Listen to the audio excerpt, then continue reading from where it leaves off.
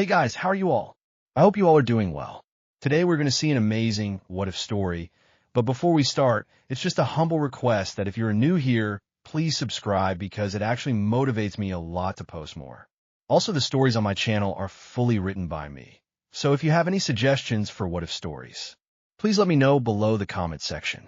Now, without any further delay, let's start. What if Rimuru's soul split across different timelines? Rimuru sat very still on the throne. The room did not stay still. Hairline cracks ran across the glass wall behind the dais with a dry crack. Paperweights drifted a few centimeters off the table edge and settled again. The carpet rippled like someone exhaled under it. The air smelled faintly of ozone and hot metal. He let out a breath he did not need. It shook anyway. Seal. System stability below safe threshold. You must remain seated. I'm seated, Rimuru said. His voice sounded fine. It did not feel attached to anything. Another crack ticked across the glass like chalk on slate. Seal. The failure originated at the contact surface with the seal. I misjudged the feedback latency. I am correcting. You don't do regret, he said. Silence for half a heartbeat. Seal. I am processing regret. Rimuru's hand closed on the armrest. He could not feel his pulse. He could feel the shape of the throne under his fingers, every groove in the carved wood.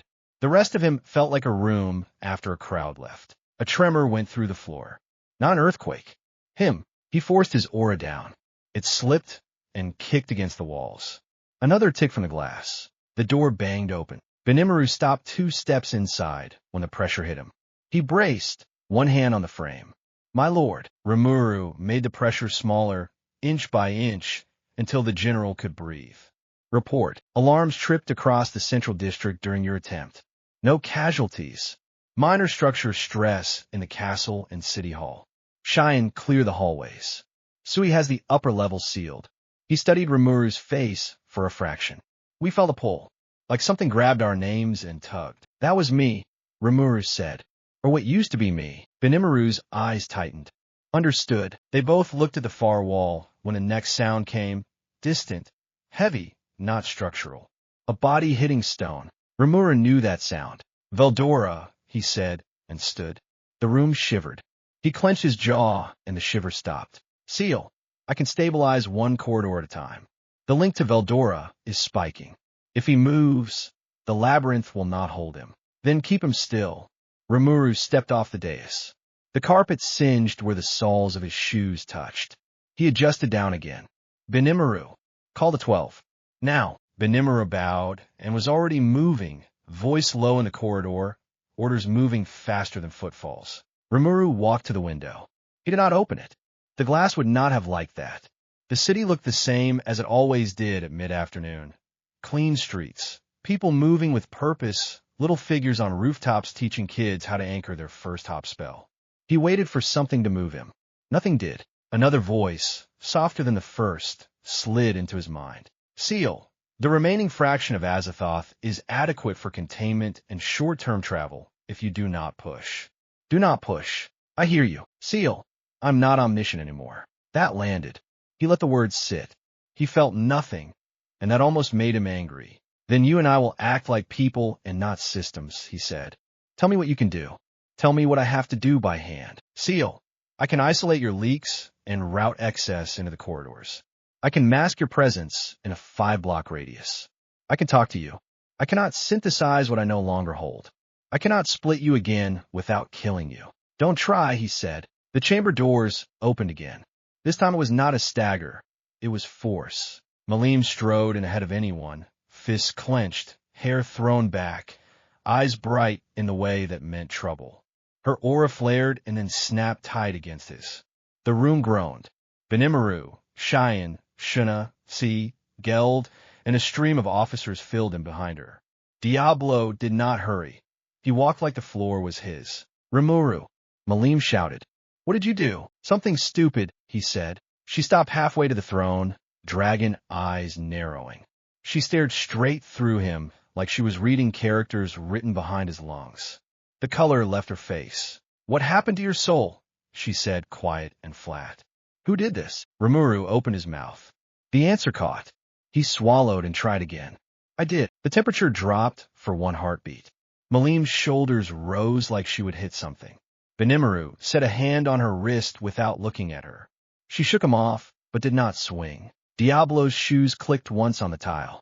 He stopped at the base of the dais and bowed, just enough to be respectful and not a fraction more. "My lord," he said, "your presence is altered." "Say it," Rimuru said. Diablo's eyes were calm and bright. "The essence I serve is missing pieces. There was no point lying." "Yes." Malim moved again, the quick, short step that meant she was going to put herself between him and the next thing that moved. She planted herself on the first step and turned to face the room, jaw set. "Whoever touches him dies." "Stop," Rimuru said, and she actually did. "We're not killing anyone in this room." "Then someone outside," she muttered. "Malim," he said, and her eyes flicked back to him, sharp and young. "Not now." She ground her teeth. "Fine." Cheyenne stepped out from the row, big and solid, her hair pinned back for once. "Say the word and I clear the whole castle," she said. Her voice wobbled at the edges. She covered it with a loud sniff. "But not you. You don't leave the chair." "I'm not a chair decoration," he said. He wished the attempt at humor landed. It didn't. Shuna moved around Cheyenne and stood where she could meet his eyes without tilting her head. She didn't talk. She just looked until his shoulders eased down a little. "Seal, your heart rate is shallow. The body is compensating. Sit. You can stand again in 3 minutes." Rimuru sat. Benimaru took a step forward. "With your permission, I will start the emergency council formally." Rimuru nodded. Benimaru's voice shifted to his command tone. "All patrons present, state and confirm. Report. We need facts." Sui spoke from a shadow. "Perimeter lockdown complete. Inner guard doubled. The labyrinth reports a central shock event. Veldora collapsed, regained motor control, and is now stationary by request." "Not by request," came a lazy voice from nowhere and everywhere. Air rippled, and Veldora unfolded out of it. He looked pale around the mouth. He grinned anyway. "By my incredible self-restraint." Malim's head snapped his way. "You're late. Dragon nap," he said, and then his grin dropped as he looked at Rimuru. His pupils narrowed. For a second the joke vanished, and all that sat there was a brother scanning a wound he did not understand. "You are missing." "I know," Rimuru said. Veldora took a step forward and stopped as the aura wall pressed against his chest. His hand went to his sternum like he felt a rope there. He grimaced. "It burns along the corridor, like someone scraped me with a hook." "Seal." "He is feeling the strain of your missing mass. I have rerouted what I can. The link holds if neither of you spike." Veldora rubbed his chest and dropped his hand. "Tell me where to hit," he said. "I will break it." "You can't punch this," Rimuru said. "Then tell me where to stand." Veldora shot back, sharper than usual, and that said what needed saying. He would hold a wall with his back, if that was the job. He would do it grinning. He was not grinning now. Benimaru shifted the meeting along. "Causes," he said, "and next actions." All eyes went to Rimuru. Diablo's most of all. Not hostile. Assessing. Rimuru didn't try to soften it. "I tried to move the whole board," he said. "I met a ceiling. The ceiling pushed back. Seal made a call. We survived. Most of me didn't." Malim hissed between her teeth. Cheyenne swore under her breath. Shuna shut her eyes and opened them and kept breathing evenly. Sui's shadow twitched like a thought. Diablo's expression did not change. "What do we do to get you back?" he asked. "Not if. Not should we. How?" "Seal. I can answer that." Rimuru nodded once. "Speak, Seal." Brief. A clean, calm voice filled the room. No theatrics. No echo. Just a presence in the ear. "Seal. We have 3 primary fragments. One is human and underpowered. One is overpowered and rage-bound. One is beyond measure and apathetic. I am here. I am weaker. I can build bridges. I cannot hold them for long." "Locations," Benimaru said. "Seal. I have a faint line on the human. The others are silenced or masking." "How faint?" Diablo asked. "Seal. Enough to risk. Not enough to be safe." Malim cracked her knuckles. "We go now." "No," Benimaru said. "We take 5 minutes and think and set the guard in." "We go now," Malim repeated louder. "Both of you hold," Rimuru said. They held. He looked down the steps at Diablo. "You doubt me." Diablo bowed again, almost to the same degree. "I do not doubt you," he said. I verify. Same thing, Rimuru said. Different, Diablo said, and for the first time a small line showed at the corner of his mouth. Not a smile, not anything clear. I am loyal to a soul. I will always confirm that the vessel I bow to houses it. Rimuru's chest hurt then. It was not physical. It was the shape of a word he could not say. He nodded once. Ask, he said. The room was silent. Even Malim did not interrupt. Diablo did not glance at anyone else. What did I say to you the day you swore? He asked. Rimuru didn't look at Seal. He did not have to. He remembered it plus the missing heat. I said you're free to choose. I said I didn't need a fanatic. I needed someone who would tell me when I was about to ruin what I built. Diablo's head dipped a fraction. You said I was beautiful, he said, voice dry. Rimuru almost smiled. That too. Diablo exhaled, slow and quiet. The small line vanished. Thank you, he said. He turned to the room. I am satisfied. Malim swung back to angry instead of tense. Good. We're done with questions. We go. We will, Rimuru said. But not blind. He stood again. The air hummed. The glass held. Seal. Heart rate elevated. Acceptable. Seal. Show them the risk, he said. A small square of light formed over the table. No diagrams. Just 3 short lines of clean text. Bridge stability, seconds to minutes. Prime integrity loss on collapse. Total. Collateral. Citywide if collapse occurs in transit. Nobody talked for 2 seconds. Shine swore again, softer. Geld rumbled. We clear a zone around the portal. Benimura nodded. Agreed. Sui, evacuate and cordon 2 rings. Sui was already gone, his voice answering from 3 places at once. Understood. Malim balled her fist. Put in the labyrinth. If it blows in our yard. Veldora grinned without teeth. Now she's thinking like me. Rimuru shook his head. No labyrinth. The anchor is me and the corridor. If it snaps in there, we lose more than a floor. We do it here, and we do it quiet. Shuna stepped forward again, this time with a small lacquered box in both hands. Rimuru had not seen her pick it up. She held it up without ceremony. Eat, she said. He blinked. Shuna, you look like you haven't eaten in a day, she said. Eat. He took the box. He did not argue. The lid slid back with a soft click. Rice. Pickled daikon. Grilled river fish brushed with sauce. It smelled like a kitchen at dusk. He took a bite and tasted salt and clean fat and smoke. The taste had a switch somewhere. He did not cry. He swallowed twice and kept his face still. He ate 3 more bites and closed the box and handed it back. Thank you, he said. Shuna nodded once. You are welcome. Seal. Blood sugar normalized. Small improvements at the margins matter. Rimuru glanced at the small light square, still hovering above the table, and closed his hand. It blinked out. Assignments, he said. Benimuru, city and command. Cheyenne, you hold this room and the corridors. No one gets within 50 steps of the circle unless they are on the list. Sui, perimeter and shadows. Geld, structural brace on the load-bearing columns along the southern wall. If this goes bad, I want that wall to hold. Geld thumped a fist to his chest. Done. Malim, Rimuru said. She straightened, already grinning again. Yes, you stay, he said. She stared, betrayed. No, Malim, he said again, softer. If the bridge collapses, someone at our level has to be here to catch the pieces. If I fall back wrong, you're the only one besides Veldora who can take the hit and not die. She looked like he had asked her to swallow something bitter. She puffed out her cheeks and let the air out slow. Fine, but you owe me a fight when this is done. Done, he said. Diablo didn't wait for assignment.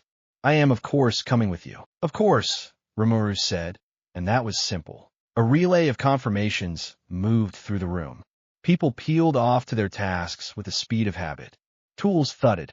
Orders snapped. Footfalls faded. The throne room grew wider and quieter until only a small knot remained. Rimu, Diablo at his shoulder, Benimuru 2 paces back, Malim pacing like a cage storm, Shuna standing like a soft weight on one side, and Veldora, hands in his pockets, looking like a man about to jump off a roof and loving it. Seal, I have a line. Rimuru shut his eyes. Where? Seal, not far in distance. Far in kind. A city lit by too much glass and too much worry. Human. He is hurt. How sure, he asked. Seal. as sure as we're going to get without moving. He opened his eyes.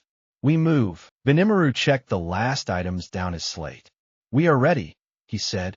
His voice was steadier than it had any right to be. We will hold your house. Rimuru looked at Shuna. Thank you for the food. Come back, she said. Plain. No tremor. He nodded. Malim stopped pacing and planted herself in front of him again. She put both hands on his shoulders and leaned in until their foreheads bumped. It was not a tradition. It felt like one. Don't die, she said. I don't plan to, he said. Plans break, she said. Then I don't break. She stared at him one more second and then stepped back with a small snort. Okay. Veldora clapped his hands once. Enough gloom. Open a door. I will hold it like a gentleman and a dragon. Hold steady, Rimuru said. Seal. Opening a constrained path. I will do the shaping. You maintain throttle. Veldora, brace on my mark. Veldora rolled his shoulders.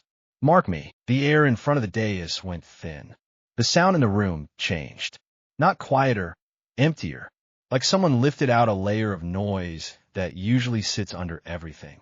Light bent a little, the way heat does above a forge. A circle traced itself on the floor in clean lines. The lines were not mystical. They were measurements. Seal. 3, 2, 1.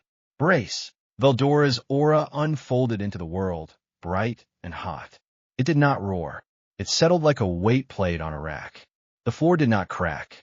Geld had done his job. Seal. Stable for now. Diablo's eyes cut to Rimuru. After you, my lord. Rimuru took one step forward into the rip in the air. The skin on his arms prickled. His stomach rolled. He reset his balance and took another step. Something grabbed inside his chest and pulled. Seal. I have you. A flash of static behind his eyes. The taste of metal. The smell of rain that had not fallen yet. He forced his legs to keep moving. He heard Malim's breath behind him, ragged for 1 second and then steady again. He did not turn. Benimru, he said without looking back. Yes, if I don't return in 1 hour, Rimuru said, you hold. You do not jump after me. You protect what's here. That is an order. Benimaru swallowed. Understood, Sui, a voice from the ceiling. Understood, Cheyenne. Her sword clicked against her knuckles. Understood. Shuna said nothing. He did not ask her. He could not. The line in the air widened. It was not a door. It was a seam. Rimuru set his hand to the edge. It felt like cold cloth. He pushed. The seam gave. Seal. Signal clear. Beta within 2 blocks on the other side. He is surrounded. Veldora's aura flexed. Now would be a good time. Rimuru nodded once, not to anyone, and stepped through. The throne room fell away. The city that caught him smelled of oil and dust and electric heat. The sky sat on glass. Sirens cried far off. People shouted. Somebody sobbed. The pavement under his feet hummed. He did not have time to see more than that. A blast punched the street 2 intersections down. The shockwave ran along the pavement like a drum. Air slapped his face. Shards of something hard pattered across his coat. Seal left. 2 blocks. He is there. Rimuru moved. Diablo slipped into place at his right shoulder like a knife. Veldora stepped out of the seam and set himself at their backs like a door with legs. Go, Veldora said, grinning again now that there was something to punch if needed. I will keep the way home open. Rimuru did not say thank you. He put 1 foot in front of the other and ran, aura trimmed to a tight band so the street lights only flickered and did not burst. A figure staggered into view at the next corner. Human. Dark hair plastered to his forehead with sweat. Sword in his left hand, point down and shaking. Blood on his shirt. He had a face Rimuru knew without any power at all. He had a way of standing that hurt to see. Shard Beta turned his head. He looked straight at Rimuru and smiled like someone who had been waiting for a friend at station bench and finally saw them through the crowd. Then he took a step back to cover the people hunched behind him and raised his sword with both hands and set his feet. The street ahead flashed white. Seal. Incoming. Rimuru lifted his hand. The scene behind him hissed. Malim's shout came faint and furious through the link. Veldora laughed, low and pleased. Diablo's voice slid in, soft and sure. Orders, my lord. Rimuru did not feel empty then. He pointed at the flash and spoke. Protect them. Then bring him home. The street blew open. They cleared the throne room in minutes. Orders ran ahead of footsteps. The noise dropped to the kind that sits low in a building. Distant hammers, breath, paper sliding on wood. Rimuru stood by the table, while Sui's agents chalked a clean circle into the floor. No symbols, just exact distances. Geld set brace frames under the southern columns and tapped each joint twice with a mallet. The sound was dull and steady. Seal, keep your output trimmed. If you flare, the chalk line will skip. I won't, Rimuru said. He watched his hand to make sure it didn't shake. It didn't. The small muscles in his forearm clicked like they were counting. Benimaru updated a slate without looking up. Evacuation ring is in place. Southern Promenade is sealed. Teams on ready. We can hold the line for an hour. Rimuru nodded. Diablo had not spoken since the council broke. He stood half a step behind Rimuru's shoulder, head tilted like he was listening to a tone no one else heard. When the last guard left the room, he moved. My lord, Diablo said, no flourish. Rimuru knew what was coming. Walk, he said. They took the side corridor that ran behind the dais. Stone, a row of closed doors. The air was cooler. No one followed. Diablo stopped first. He didn't draw a circle. He didn't set any theater. He folded his hands in front of him and looked straight into Rimuru's face with that clear, too honest gaze he used when he was about to push. Look at me, Diablo said. I am, Rimuru said. Good. Diablo's voice stayed calm. I swore because I saw your soul and found it beautiful. I did not swear to a title. I did not swear to a set of skills. I swore to the person who decided who to spare. Rimuru kept his hands at his sides. Diablo went on. Tell me what you told me in the field outside Falmouth's camp. Not the speech. The small thing. You call me a name I did not deserve. Rimuru breathed once. The corridor smelled faintly of chalk dust and oil. You were about to break a man, he said. I told you not to. You asked why mercy for an enemy who would not return it. I said we don't do it because he deserves it. We do it because we do. I called you patient. He looked at Diablo. You laughed at that. I did, Diablo said, and the corner of his mouth moved by a millimeter. He did not smile. Another one. The first time you ate with the goblin workers. Do you remember? He asked. I sat on a stack of lumber, Rimuru said. I burned my tongue on stew. You made a face at the bowl and then finished it anyway because Geld watched you. Diablo dipped his head once. Good, Diablo, Rimuru said, and the name came easier than the last time. You can ask me the whole archive right now. I'll answer, and we will run down the list until we both hate it. Or we can accept this much and do the job. I'm finished questioning, Diablo said. I'm not finished protecting. That's your job, Rimuru said. Diablo stepped closer. No sound. One more thing, he said. Not a question. A line. Say it. If at any point the shell on that throne is not you, I will break it, Diablo said softly. For you. Rimuru did not flinch. Good, he said. They stood there for 3 breaths. It was not friendly. It was simple. Sui's shadow moved at the end of the corridor like a polite cough. They are ready. Right, Rimuru said. They took 10 steps back to the throne room and found Shuna waiting at the door.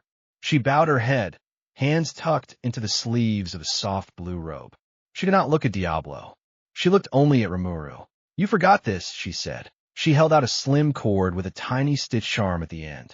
It was plain white, the thread color of milk, a small knot in the center.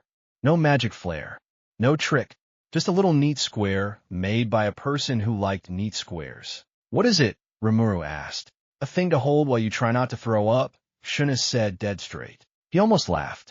That bad. You look pale, she said. I don't get pale, he said. You do now, she said. He took the cord. It was warm from her hand. He wrapped it around his wrist and tied a clumsy knot. It held. He looked up. Shuna shifted her weight a little closer. I know you're angry at yourself, she said quietly. Be angry later. Right now you are the one who comes home with people following behind. He met her eyes. It steadied him more than it should have. May I? She asked. For what? He said. Shuna rose on her toes and pressed a firm, quick kiss to his cheek. No ceremony. No blush. Just contact and breath. She stepped back like it was a practical task on a list. Come back, she said. Okay, Rimuru said, because anything larger would be messy. She took the empty lacquered box from his hand, nodded to Diablo, and left without looking back. Seal. Heart rhythm stable. Blood pressure improving. This is an efficient intervention. Noted, Rimuru said under his breath. They crossed the room to the chalk circle. The guards had fallen back to the second ring. The center was clean. Money green light pooled under the line where the chalk met tile, an effect of his aura collecting and Seal pushing it back down. Veldora leaned against a pillar like a man waiting for a tram. He looked less pale. He rolled his shoulders and the stone under his hand hummed. My part. Anchor on my mark, Rimuru said. No flex until Seal says. Veldora made a face. I can flex a little. Don't. Rimuru and Seal said at the same time. Veldora snorted and shook out his hands. Fine. No flex. Malim wasn't there. That was on purpose. He felt the gap like a missing tooth. He looked at Benimaru instead. Last checks, Rimuru said. Benimaru went down the list. Evac 2 rings held. Shields primed. Geld's braces locked. Sui shadow net up. Cheyenne has the corridor squad in place. No civilians within 100 paces. We can lose the southern wall and still keep the floor if we must. We won't, Rimuru said. But good. Benimaru didn't move his eyes off the slate. Orders if you do not return by the hour. You hold, Rimuru said. No jump. No chase. Benimaru's jaw worked. Understood. Rimuru checked Diablo with a glance. Diablo nodded like a blade tipping toward work. No more questions. He stepped into the circle. Seal. I will shape. You throttle. Veldora. Engage on my count. Diablo. Stay 1/2 step from Prime's right to keep the torsion even. Torsion. Diablo asked mildly. Seal. The corridor twists. Ah, Diablo said. How unpleasant. Ready, Rimuru said. Seal. 3, 2, 1. Engage. The sound in the room changed. Not louder. Emptier. The chalk line sank into the floor without moving. The air in the circle thinned until it felt like putting a face near an open window in winter. Rimuru set his breath into the space and kept it steady. Veldora's aura came up like a weight being set down carefully. No roar. No show. A pressure you trusted because it did not wobble. The first tug pulled behind Rimuru's sternum, a steady hand on a rope tied to the inside of him. He held. Another tug. The floor tilted by a degree and then was flat again. Seal. Increased throttle by 1%. Not more. Hold. Rimuru opened the valve inside his chest a notch. Energy moved. The edge of the seam brightened. He kept his shoulders down and his jaw loose. He felt stupidly grateful for Shuna's little white knot against his wrist. He dug his nail lightly into it and let the pressure hold him in his body. Pretty, Veldora murmured, watching the air fold. Diablo tilted his head. Functional, he said. It hurt in a way that did not map cleanly to old pains. Not a cut, not a bruise. More like someone carefully taking apart a hinge that had not been opened in years. The metal did not squeal. It just remembered it was 2 pieces. Seal, Rimuru said quietly. How long? Seal. If you keep this exact discipline, 60 seconds. If you lose it, we die. That's clear, he said. Benimaru's voice, low from the edge. Good hunting, my lord. Rimuru did not look back. You too. The seam widened, not like a door. More like cloth being pulled apart along a factory line. The air on the other side smelled different. Ozone with a taste of hot rubber and city dust. Seal, Mark. Veldora set both hands into the air and held. The seam stopped widening and started staying open. Diablo shifted 1/2 step into place, shoulder almost brushing Rimuru's sleeve. After you, Diablo said. Rimuru stepped. The world pulled. Stomach first, then spine, then teeth. The floor under his feet was there and also not. He kept his chin level. He breathed through his nose. He felt sweat start at the back of his neck and slide down under his collar in a thin line. The corridor narrowed and widened. The light shifted from green to nothing to the flat white you get in hospital halls. He did not chase the visuals. He watched the line of his own hand and kept it moving forward. He heard Veldora, very far away and very solid. I have you. Keep going. Seal. Do not speak. He did not. Something clicked. The pressure let go and then returned twice as hard. Diablo's fingers brushed his elbow and were gone. Rimuru's shoulders rolled against a force you could not see. He thought he might throw up. He swallowed it down and put one foot forward and then the other. The smell hit first. Oil. Hot metal. City rain before it falls. People. Seal, almost. Good, Rimuru said, and the sound in his own throat was small and dry. They stepped out. The world settled. Not all the way. Enough to hold. Rimuru staggered one pace, put a hand on a wall that wasn't there, and then found an actual wall and set his palm flat until his balance returned. Diablo's hand hovered near his arm without touching. Veldora's aura pressed from behind like a door that refused to swing. They were in a narrow service lane between two buildings. The ground underfoot was rough concrete. The lane opened into a busy cross street that ran hard left-right. Glass towers climbed above both lines. Signs flickered in languages he knew and didn't. Air snapped with broken power lines somewhere close. Sirens cried far away. A woman shouted at someone to run. A child screamed once and then bit it off. Rimuru took one breath and trimmed his aura down to something that did not fry street lamps. 3 bulbs overhead still popped with a crack. He grimaced and tightened another notch. Seal, your trim is acceptable. The signal is ahead and left. 2 blocks. Elevated. He is holding position. Elevated. Diablo said. Seal, rooftop or high stairwell. Rimuru wiped a hand across his mouth. His palm came away clean. He still felt like he might leave something on the ground if he moved too fast. Veldora stepped out of the seam, planted his feet in the alley, and set his hands as if he were holding a door frame open with his grip. His eyes stood brighter than his grin now. Go, he said. I will hold the way back. Thank you, Rimuru said. He meant it. Bring me a snack, Veldora said. I'll bring you the whole kitchen, Rimuru said. He and Diablo moved. They did not run full tilt. Rimuru matched his stride to the city. He watched his feet. He kept his power close so the ground didn't ripple under his steps. People had enough to panic about without his aura adding to the day. They cut through a parking lot and came out onto a broad avenue, then ducked under a half-raised security shutter and climbed a tight metal stair that smelled like rust and old coffee. Diablo went first and vanished, then reappeared 3 flights up, hand lifting once in a small signal. Clear. Rimuru took the stairs at a pace his current stomach could stand. His breath sounded normal, but the muscles along his ribs twitched like someone had left them set to the wrong frequency. He tightened his jaw and kept moving. Seal. He is on the roof. 3 bodies behind him. 1 injured.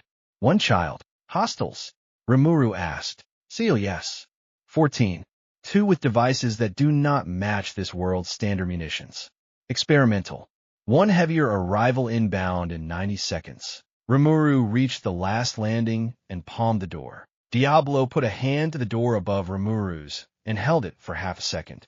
Allow me to open, he said. Open, Rimuru said. Diablo eased the latch, quiet as a breath, and slid the door a hand's width. Cold wind knifed through. Rimuru leaned and looked. The rooftop stretched flat and bare, a scatter of vent cans, and a short ledge at the far side. A billboard frame hummed. The city beyond threw itself up in glass and steel and headache colors. The sky had that particular pale of heat, even without sun. Shard Beta stood 10 meters out, left knee braced, right foot back, sword leveled, shoulders square. Human. Too thin. Too tired. A smear of blood along his ribs, dark and sticky. He kept his body between 3 civilians and the arc of the door the hostiles were using. One of the 3, woman, mid-30s, held a child with both arms. The child's face pressed into her shoulder.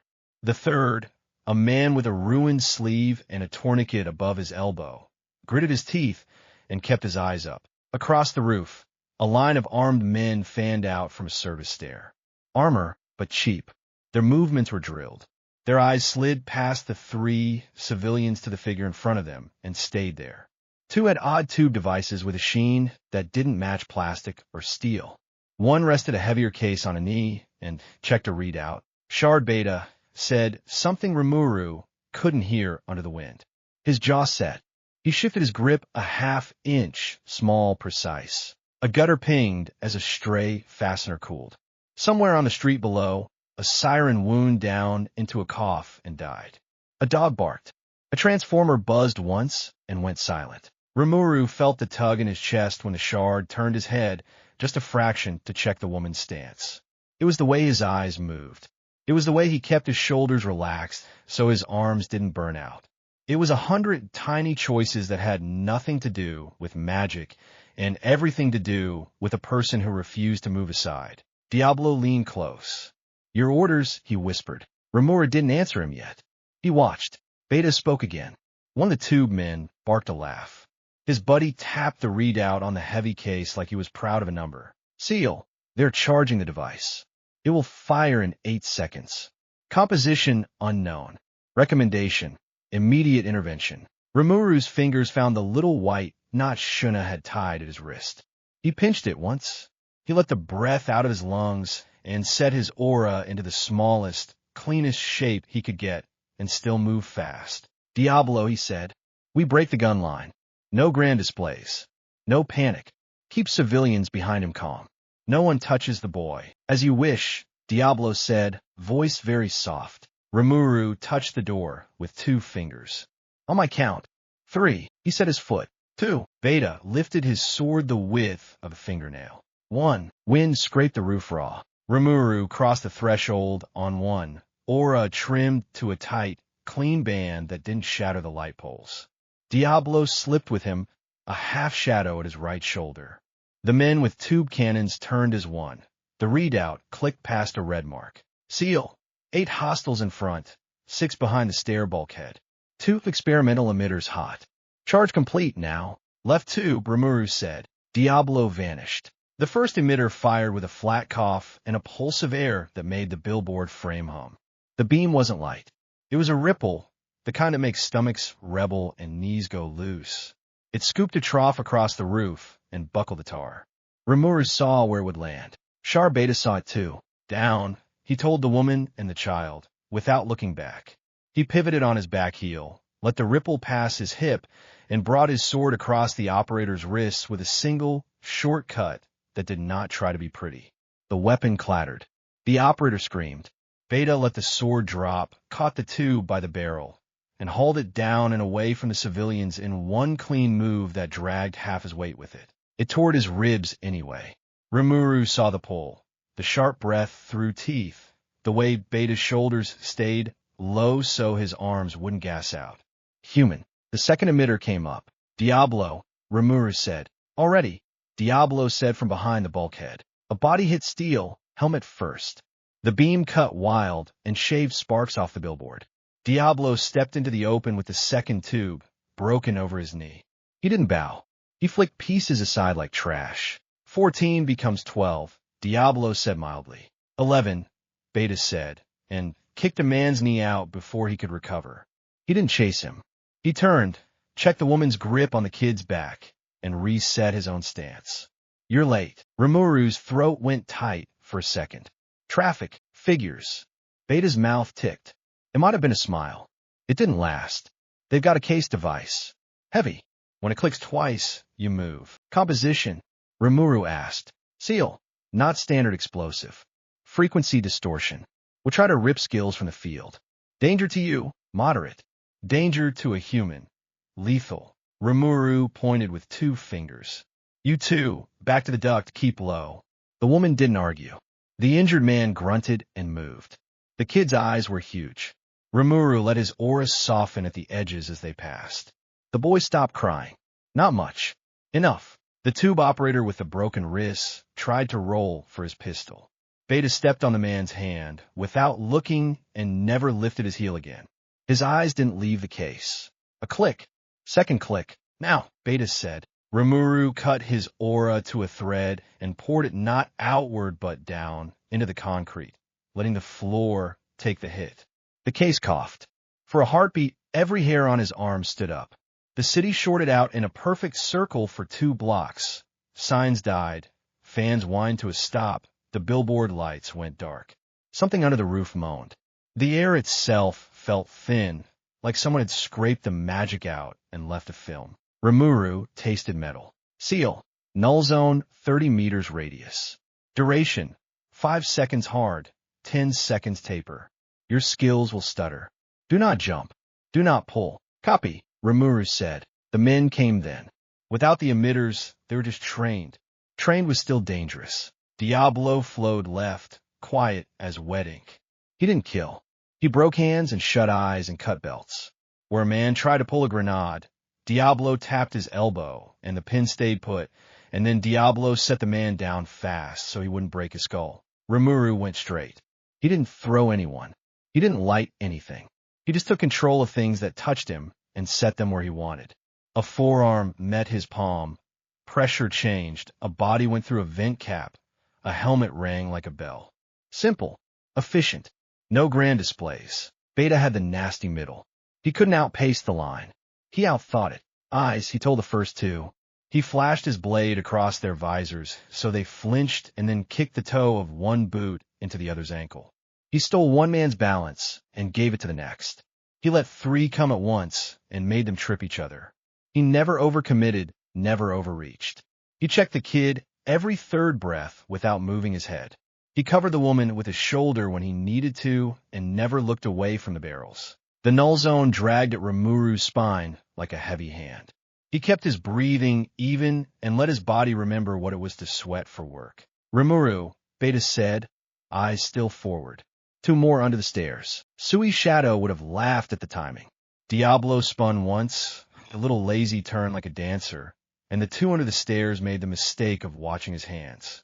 He gave him a floor. The case operator adjusted the readout again and looked very pleased. 2 clicks again, he barked. Let it burn. Seal. Second pulse will be stronger. They tuned off your first response. If you anchor, you will tear. Then we don't anchor, Rimuru said. Beta moved before the second click. He stepped out into the line with his sword held vertical, the way you hold a curtain you mean to pull. His eyes went half-lidded like he was doing math. He was 3, he murmured. What? Rimuru asked. 3 steps and a half on the recoil, Beta said. You're braced wrong. Your elbow will now. The case barked. The operator flinched and tried to fix his elbow and lost the line. The beam cut too high. It displayed the billboard's guts to the street. Screams rose. Beta didn't look. He used a misfire to get inside the arc, knocked the lid with the flat of his sword, and wedged the device canted with a piece of rebar ripped from the ledge. It bought them 3 breaths. Hinata. Beta snapped, as if summoning someone he trusted to appear when called. Cheese, Rimuru started. A dark shape crossed the gap from a neighboring building with a line gun thwip and 2 neat crunches of boots on metal. Hinata Sakaguchi landed in a low crouch and rolled to her knees with economical grace. Older, hair shorter, eyes same, clear and tired and cutting. Her sword came out in a smooth sound like a zipper. You took your sweet time, she said without looking at Beta. Boss, Beta said, too quick to hide the fondness, and then left. Hinata moved left. She didn't parry. She let the strike miss and cut the man's thigh deep enough to drop him and not deep enough to bleed him out. She kicked his weapon away with the toe of her boot, slid through the gap, and took the second's heel. 2 down. She kept going. Rimuru's mouth made a shape like a smile. It stayed a shape. The second null pulse started to build. Rimuru felt it in his teeth. Seal. They're pumping draw from a grid below. Overclocked. It will fry your corridor if it hits Veldora's anchor. Veldora, Rimuru said, from a seam behind them. I can take a pulse, Veldora said, cheerful. 2 even. 3 is rude. Don't take 1, Rimuru said. Then finish quickly, Veldora said, still cheerful, and his aura pressed like a steady hand between shoulder blades. On it, Rimuru said. They didn't need a plan. They had 3 moving parts that trusted motion. Rimuru went for the case, not the men. He took the corner at a jog, set his right palm under the lip, and lifted not with force but with location, a pocket of less where the corner wanted to go. The case skidded. The operator grabbed for it. Diablo took the operator's hands gently and folded them behind his back. Joints clicked. The man made a noise and stopped arguing. Hinata stepped into the pocket Rimuru cleared and put her sword's point down through the case interface with the boring efficiency of someone poking holes in a box to let a cat breathe. Sparks sizzled. The readout died. The lattice inside hiccuped and went dark. Seal. No lattice collapsed. Residual 5%. That I can handle. Good, Rimuru said. A man at the edge of the roof panicked and fired a regular rifle into the air. The sound cracked the sky. The child started crying again, high and thin. Beta moved between the sound and the crying like a reflex. Stay with me, he told the woman, voice steady in a way that was more than brave. He glanced once at Hinata, as if to check that she was still there and still herself. She was. North stair, Hinata said. More feet. 4. Diablo said from nowhere. 2 will stay when they see the floor. Rimuru looked at Beta then, full on. In the mess of it, the man looked back and gave him a brief, crooked expression that might have been gratitude and might have been relief, and was probably both. Borrow, Rimuru said, and held out his left hand, palm up, fingers easy. Beta blinked. The line of his shoulders stayed relaxed. Take, he said, and shifted his grip 1 inch to free his right hand for a heartbeat. Rimuru didn't take blood or aura. He took a pattern. He slid his own movement into Beta's pacing for 1 borrowed beat, shoulder, hip, knee, and returned it. A step swapped between selves. It was nothing and it was everything. Their cadences matched. It made the roof feel level. The north stair emptied wrong. Too fast, too many, fear in the feet. The ones who didn't stay died on their stomachs when they slipped. It wasn't pretty. It was a roof. Stop, Rimuru said loud, clean, no magic sliding under it. Drop weapons. Stay down. You live. 3 did. The 4th raised his rifle. Hinata knocked out his hands, so hard his wrist went numb, and then set the flat of her blade on his throat. Light touch, no cut. Listen to my friend, she said. He's very reasonable unless you make him tired. Reasonable is new, Beta said under his breath, and Rimuru didn't rise. It should have been over. It wasn't. The air turned heavy. Not a null. A wait. Seal. Heavier arrival inbound. Rooftop, northeast. Exosoot. Pulse field type, unknown. 40 seconds. Rimuru's eyes went to the neighboring tower's lip. A shape-crested, 6.5 feet of ugly angles and damp joints, matte panels catching light wrong. A chest unit with a pale coil inside like a bad idea. The pilot's visor threw no reflection. Hinata's mouth thinned. New toy. Not ours, Beta said. Foreign procurement. Tall boy hurts. Field effect. Rimuru asked. Seal. Designed to shear persistent effects and damp reactions. It will feel like moving through syrup. For you, annoying. For a human, catastrophic if sustained. Great, Beta said. That's me. Hinata flicked her sword once to clear the last bit of K-spark. You're not playing hero. I'm a hero, Beta said, deadpan. And then softer, I know. The suit landed with a double thud that made the billboard ring again. The coil hummed, a high sound that made the child cover his ears and curl into the woman's chest.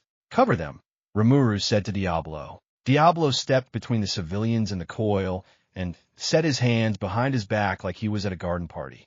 He looked bored. The boredom was a kindness, the kind that tells frightened people someone else has the room. The coil brightened. The field came on with a dull, wet one. Rimuru's skin prickled. His aura skittered. His balance tried to slip a half-inch left. He clenched the knot at his wrist and stayed where he was. Hinata took a step and felt it hit her lungs. She grimaced. Ugly. Yeah, Beta said.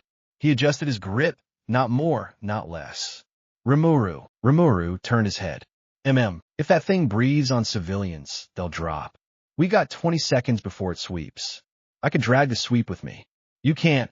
Beta cut his words short, breath catching for 1 beat. He looked at the kid and then back at Rimuru. I pull it. You cut it. Rimuru's jaw worked. The answer didn't like coming. No, Rimuru said. We do it clean. You stay. It targets movement and field density, Beta said. I'm slow and dense right now. That's the point. I can make it look at me. Stop, Hinata said, warning in her tone. Beta didn't. He stepped out 3 paces, head high, shoulders loose. He rotated his wrists once to loosen the tendons. Hey, he called, conversational to the mat machine. Over here. It turned. The coil yawned and threw a sheet of air that wasn't air. It was a drag, a hand through marrow. Rimuru stepped to the edge of it and tried to grab the seam like you grab a rug to yank it. The field slid out of his fingers and took the feeling of his right arm up to the elbow. Seal. Do not grab it raw. Map the frequency and cut diagonally. 42 degrees left of perpendicular, 1 unit depth. Say that in human, Rimuru hissed. Seal. Slice it like stale bread. Across the grain. Got it, he said. Beta ran. He didn't sprint. He didn't lunge. He ran like a person who understands knees. He kept his feet under him and his breaths even. The field chased him like syrup poured from a height. He let it catch his shoulders, not his spine. He set his teeth and kept going. Hinata swore softly and went after him at an angle that would let her intercept, not pass. Diablo didn't move. He didn't need to. Nothing would touch the child while he stood. Rimuru breathed in and set his left hand into a shape that wasn't a spell. It was a grip. He moved into the field and felt every small hair along his arms flatten and his eyelids want to slow. He didn't let them. He took Seal's angle and cut the field not with force, but with location, the way you slip a knife under tape and lift. The drag broke for one beat. Beta, Rimuru called. Left foot long now. Beta lengthened a single stride. The field missed his spine and took his shoulder instead. He grunted, but didn't fall. Hinata's blade touched the suit's knee hinge. It sparked and held. She made a dissatisfied noise and hit it again. Still held. Armor's tailored, she said. Feels like it grew around him. Then we starve it, Rimuru said. Seal. The coil draws from a pack in the backplate. Raised temperature at the neck by 12 degrees, and the safety fails open. I can't cook, Rimuru said. Seal. You can make friction. Rimuru put his palm to the air, just behind the suit's neck, and pulled the air aside, slowly, the way you warm your hands by rubbing them. Heat built. The suit's sensors chirped. The coil faltered and then, insulted, pushed harder. Beta took the push with his chest. It hit like a car. His vision went white around the edges. He staggered, caught himself, and laughed once the way people laugh when they almost fall on ice. Hey, he told the machine. Rude, the child cried again. Diablo didn't look back. You are safe, he said to the boy playing. The boy hiccuped and pressed his face deeper into his mother's shoulder and quieted. Hinata went low and trapped the suit's ankle with her heel. Rimuru, she said, measured. 10 seconds. On it, Rimuru said, and pulled the air harder. The coil squealed a high, thin noise. Beta's body shook like a plucked wire. He rode out. The suit ignored everyone but him. Boss, Beta said, voice almost steady. Do me a favor. Hinata's eyes cut to him. No, not that, he said. If I say duck, don't be stupid, she said. Stupid is my brand, he said. And then, softer, I need you to live. The coil blew its safety. A bright line popped on the backplate. A panel jumped. The smell of cooked plastic hit the roof. The field stuttered. Rimuru snapped his wrist and poured the stale bread cut along the diagonal again. The drag collapsed in a slice. Now, Rimuru said. Hinata was already moving. Her blade slid into the gap at the backplate with the same boring efficiency and sheared the pack connector in two. Light died. The suit reeled. She planted her foot and levered down. Steel screamed.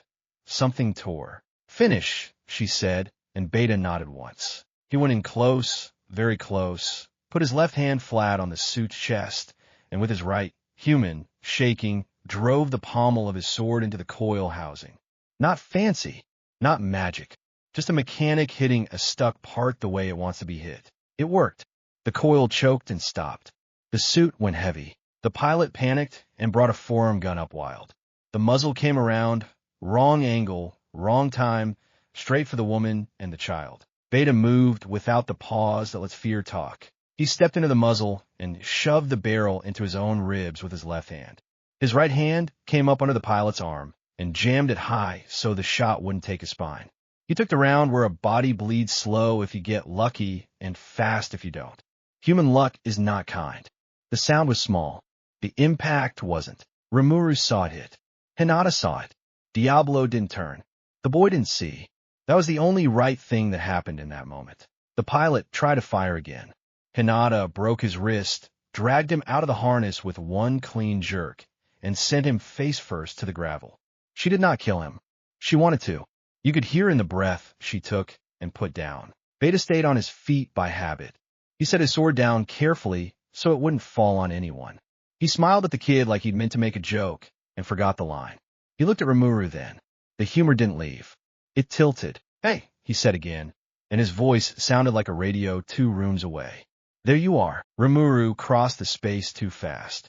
He caught himself at the last step, so he didn't jostle Beta hard enough to hurt more. Sit, Rimuru said. Not yet, Beta said, because pride is stupid even when you know it's stupid. He tried another breath. It came shallow and stuck. He listened to his own lungs for 1 second like they were misbehaving twins, and then nodded to himself, as if that settled an argument. Okay, he said, and let Rimuru guide him down against the vent can. Rimuru's hands didn't shake. His chest did. Hinata was already at Beta's side, one hand on his jaw, one on the edge of the wound, pressure clean and hard. Hold, she told him, quiet, and Beta actually laughed once. I am, he said. I am holding. Boss, don't make that face. You'll get wrinkles. You're an idiot, she said, and her voice broke a fraction, and she was allowed. Diablo finished disarming the last man, stepped back to the civilians, and knelt so he was eye level with the kid. We will take you off this roof soon, he said to the boy.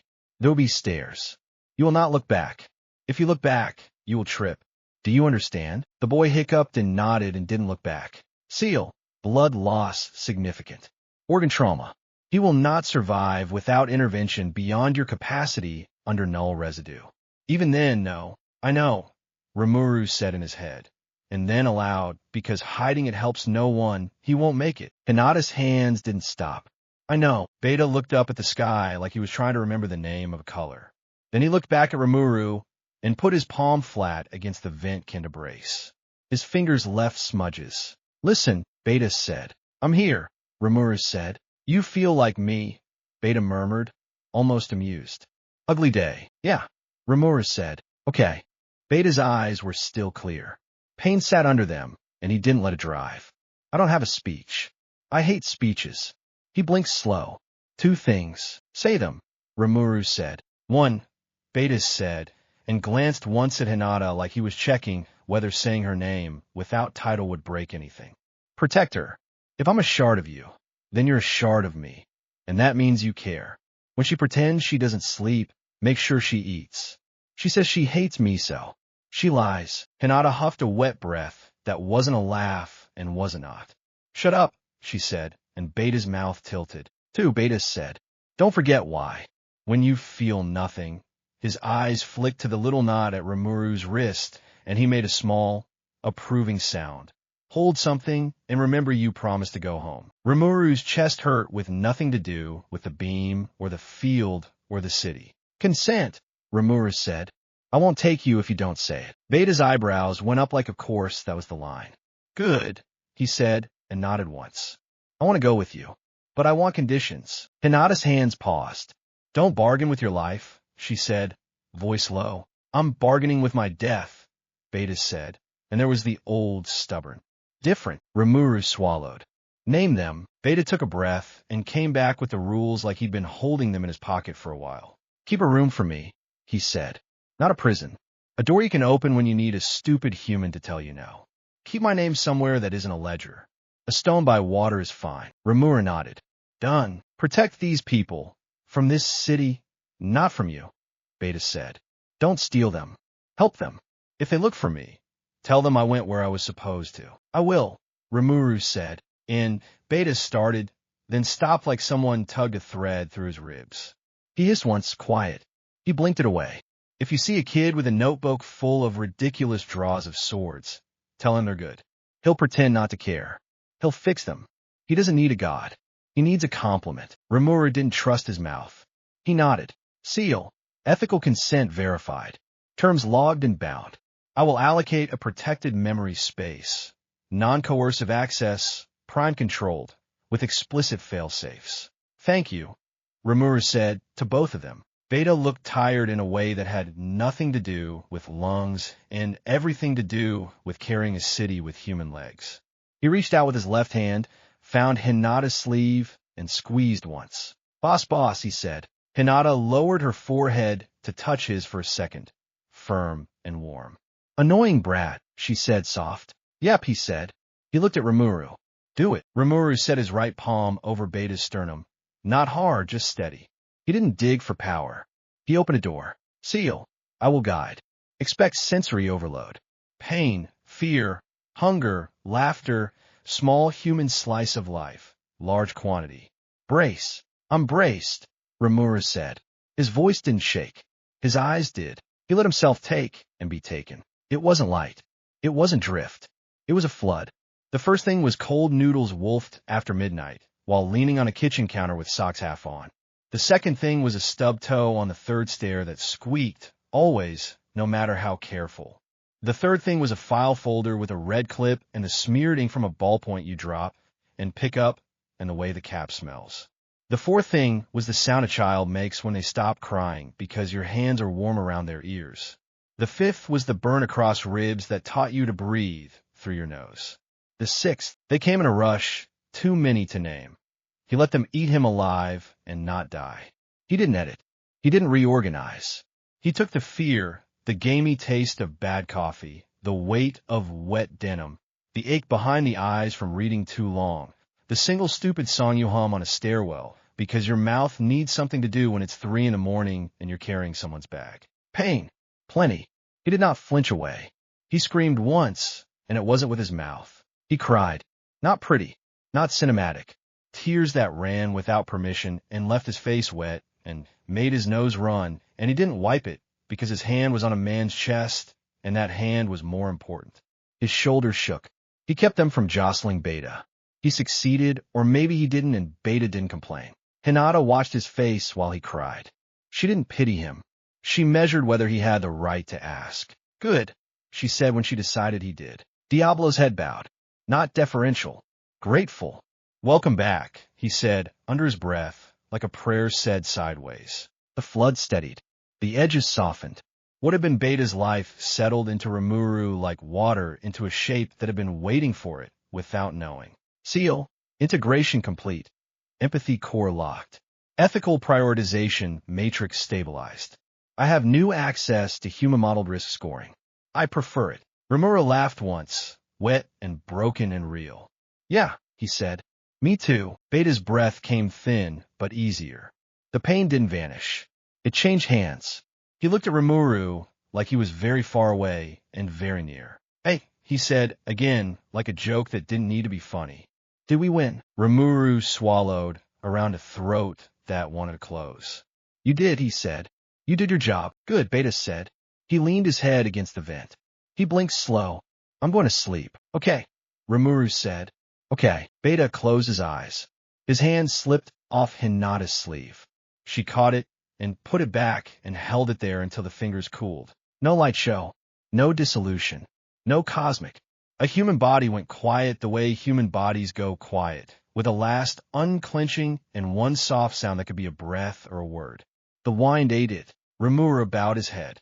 He pressed his palm flat one last time and then lifted it slow. He did not apologize. He did not excuse. He said thank you without words and let the thank you sit in his chest and hurt. Hinata sat back on her heels and wiped her face with the heel of her hand like a soldier does when there's no time. She looked at Rimuru and did not ask the question he could not answer without making it worse. Where did he go? She asked instead. And that was a question that could be answered. With me, Rimuru said. Not erased. Not swallowed. Kept. Hinata's jaw flexed. Then listen to him, she said. When you can't. Listen, I will, Rimuru said. Diablo stood, turned, and raised his voice just enough for the man on the floor to hear. The next one who touches a weapon will lose his fingers, he said, conversational. I'm not exaggerating. No one touched anything. Rimuru took a breath that felt new and did not like the way it scraped his chest. He held the breath anyway. He stood. Civilians, he said. We leave. The woman's mouth worked. Who are you? She asked small. Rimuru glanced at Hinata. Hinata gave him the tiniest nod. Tell the truth you can keep. We're from the other side of a door, Rimuru said. We'll get you off this roof and past the worst of the streets. Then we leave you in your world. You don't know us. You don't follow us. You go home and eat. The boy peeked around his mother's sleeve. Will the man come back? He asked, whisper shy. Rimuru's throat tried to close again. He went where he was supposed to, Rimuru said. He asked me to tell you your drawings are good. The boy stared like someone had pulled a secret out of his pocket. His chin lifted a fraction. They're not, he said, automatic. They will be, Rimuru said. Hinata stood and wiped her sword clean on a ruined jacket. Disgust plain and not theatrical. I'll take point, she said. You carry the injured man down the first flight. Diablo and back with the mother and child. No heroics. Agreed, Rimuru said. They moved. Rimuru didn't look at the body again. He did not look either.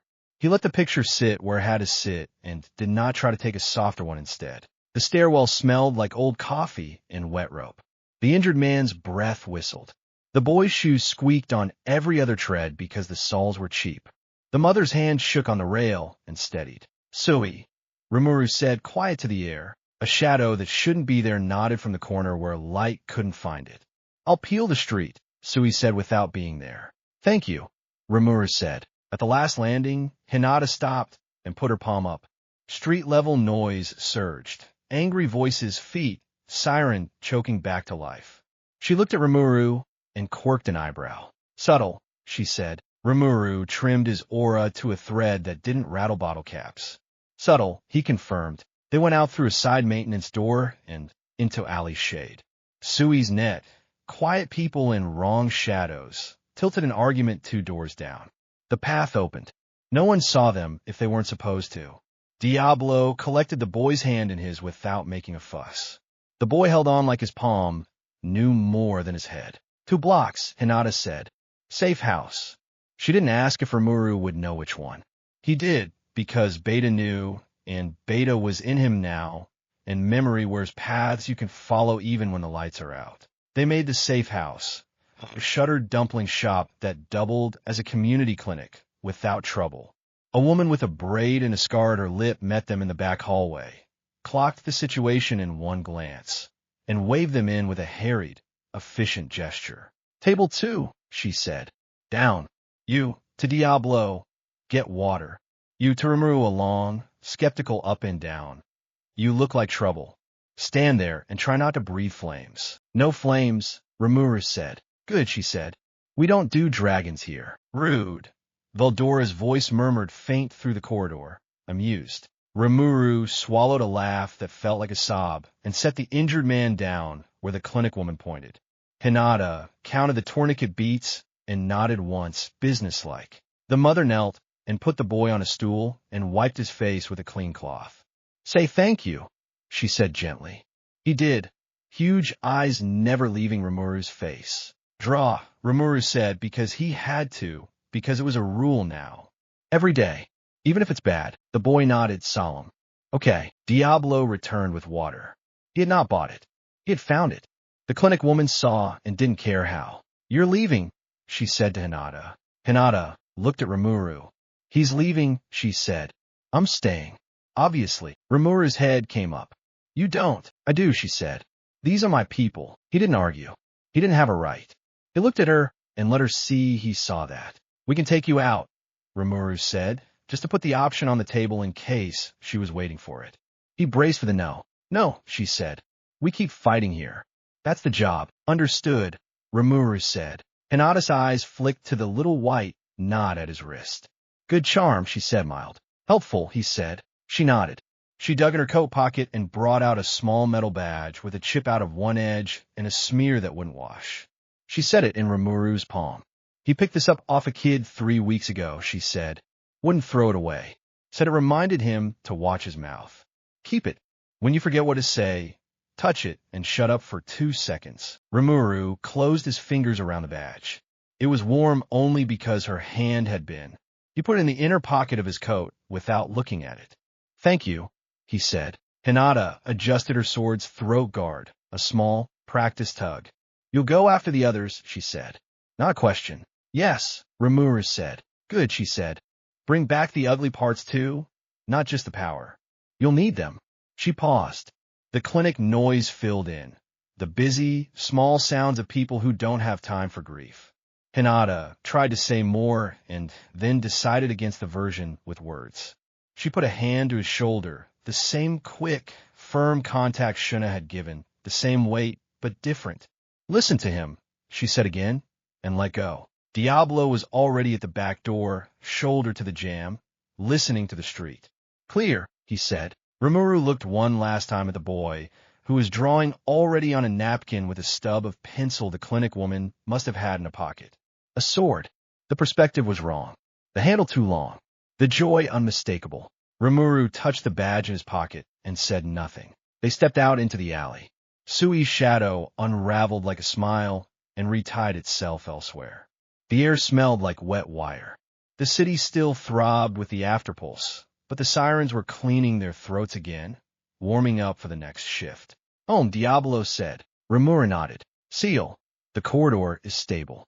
Veldora is holding and humming to himself. He has named the seam Dorkuin. Of course he has, Rimuru said. They walked the 2 blocks back in silence. Not out of holiness, because words weren't useful for the next minute. Veldora stood exactly where they left him, hands braced in nothing, grinned back like a sign put up after a storm.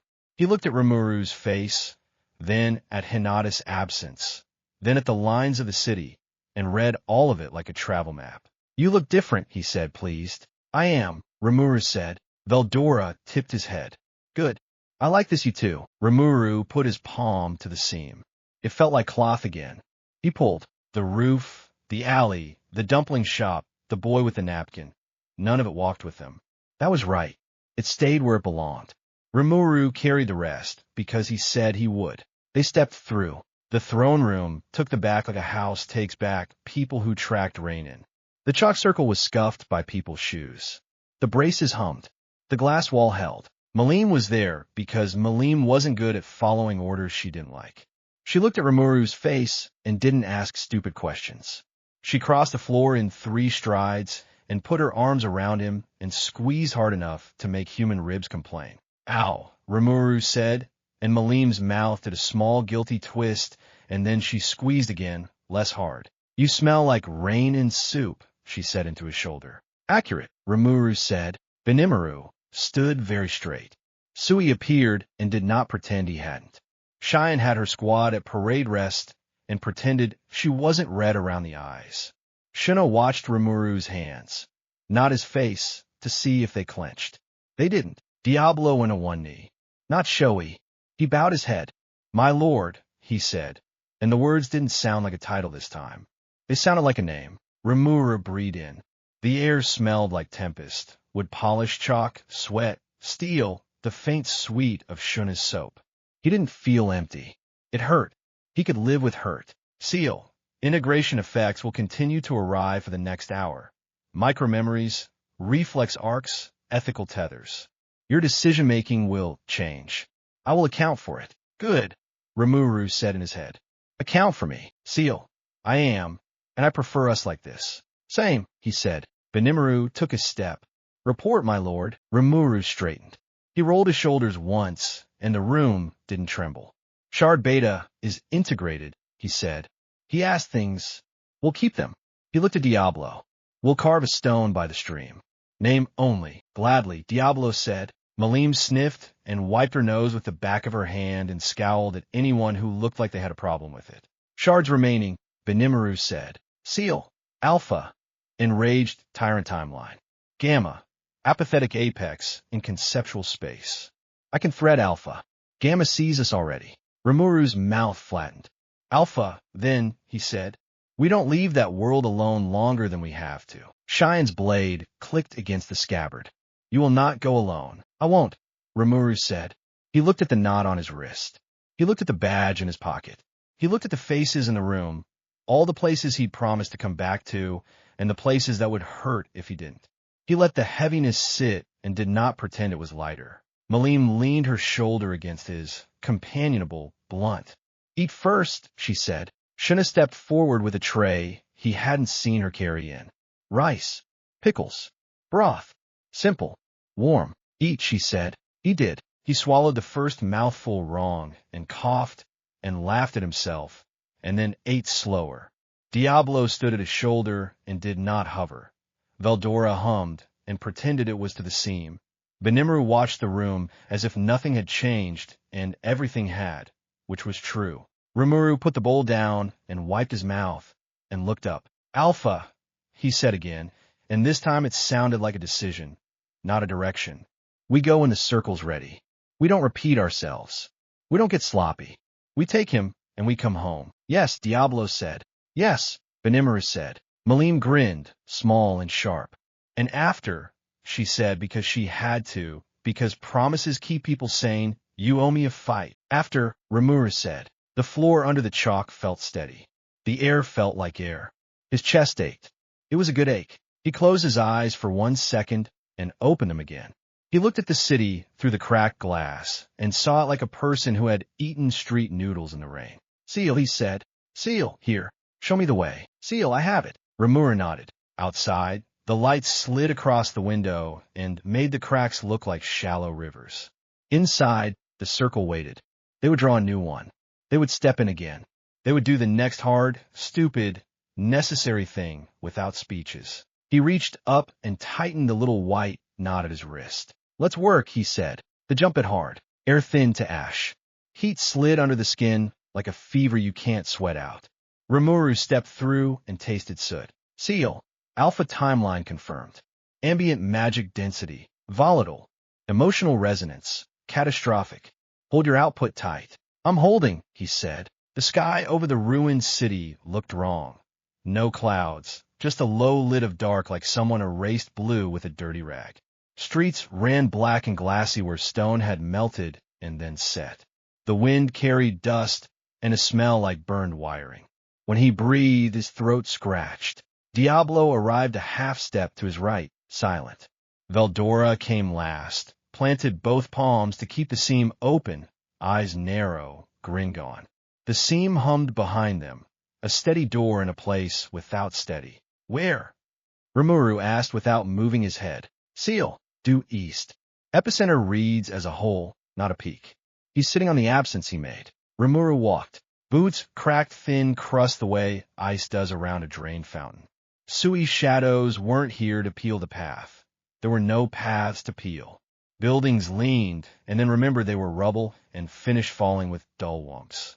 A sign that once said, Welcome, lay flipped and bent so it read nothing. He knew the street.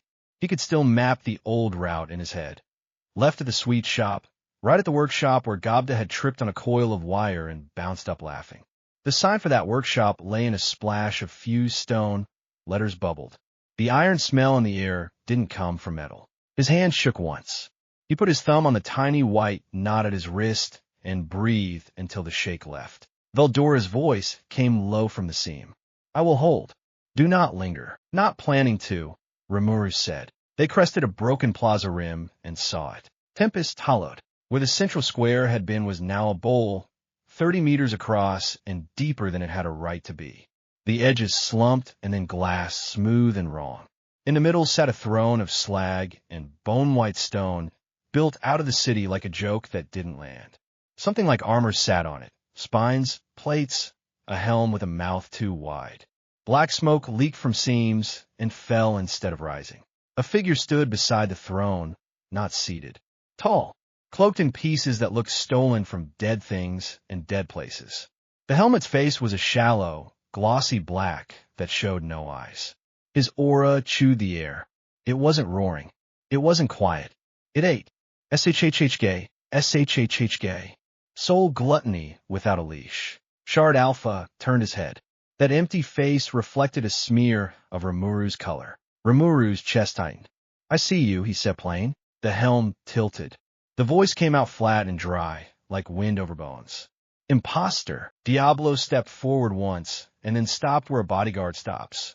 Close enough to move, far enough not to block. His face had no expression. His shoulders had a question in them. RIMURU didn't lift a hand. You took this city apart. Alpha's head cocked, not curious. I kept one promise, he said. No one hurts us again. RIMURU looked down into the bowl.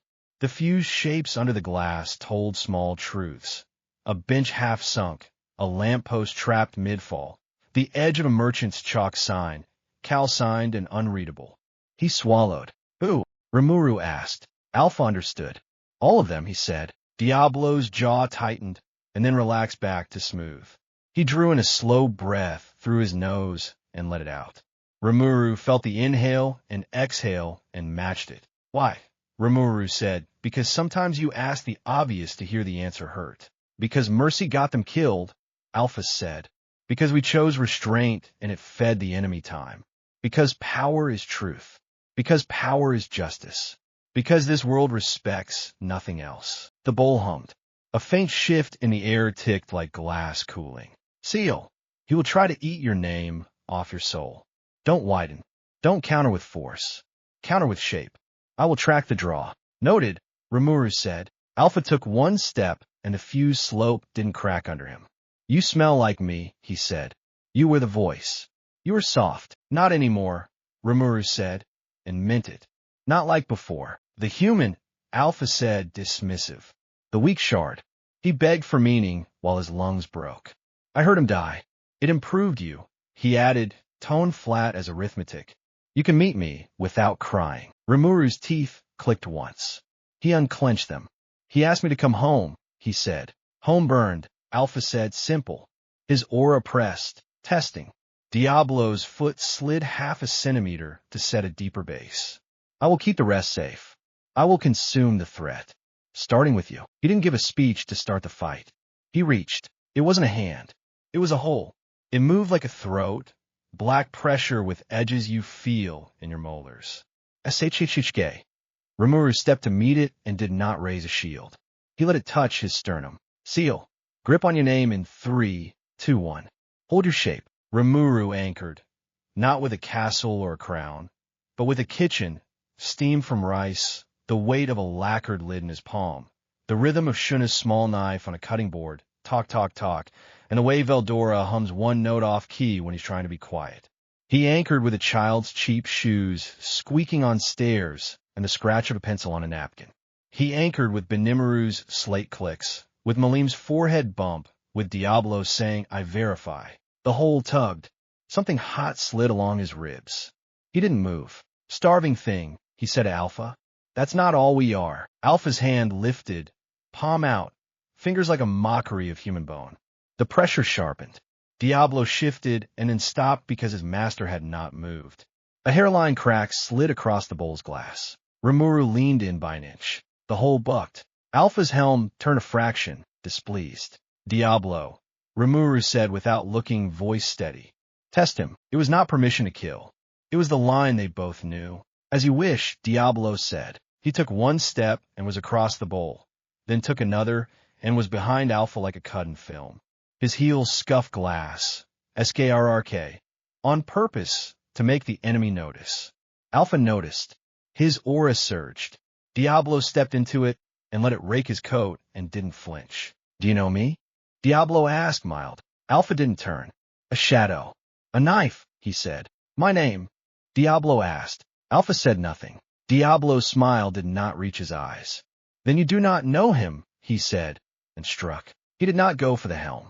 He went for the places you hit when you want to feel his soul, wrist, elbow, sternum, hip, driving force not to break but to read. Thought, crack, thud. He moved like water poured from a higher place. Alpha caught the third blow on a plate that wasn't there, and the sound came out of the air like a bell wrapped in cloth. Diablo adjusted small angle and aimed for nothing and found it. Alpha answered with a pulse that wasn't heat and wasn't a shove. It canceled. Diablo's forward step died in the air. His ankle bit. He slid back half a meter, boot scuffing scrit. He breathed out once, tested his joints, and smiled again, faint and satisfied. Interesting, Diablo said. You erase instead of oppose. No wonder the city looks like this. You cannot build. Alpha finally turned his helm and looked at him. The pressure brushed Diablo's skin, tasting for names. Diablo let it try. He did not let it take. I am loyal to his soul, Diablo said, voice low and even. You are power without it. Alpha blurred. Diablo met him. They hit each other 3 times in one breath, clack, thud, clack, and cards of glass leapt out of the bowl and shattered like rain. Diablo's shoulders snapped back. Alpha's torso twisted. Diablo caught the helm with his palm and pushed like he was closing a door.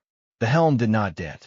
The thing inside stepped back anyway, off balance for the first time because Diablo put him balance there and told the world to agree. Rimuru moved when he needed to move, 2 steps to keep Alpha's sucking pressure front on, not side on, so it wouldn't catch Diablo's spine. He kept his aura compressed so the bowl didn't collapse under weight. Sweat ran behind his neck under his collar. He let it. Seal. He's mapped your heartbeat. He will yank on the upbeat. Preempt with a half-beat pause. Ugly but effective. Gross. Rimuru said in his head. It made his heart stutter on purpose. Pain flash hot. He took it, and Alpha's pull went out of time and seized nothing. Diablo laughed, short and sharp. He doesn't have your rhythm, he said, and cut low. Alpha stopped joking, if he had been. He opened the hole wider. It wasn't soul gluttony used as a tool. It was him. The sound went thin, insect fast. Like paper shredders under the floor of the world. The bowl's glass webbed with new cracks. Veldora's voice slid in from the seam, strained and bright. No more, brother, he said. Walls will complain. Noted, Rimuru said. He took a step forward onto the fused slope. His shoe slid. He corrected.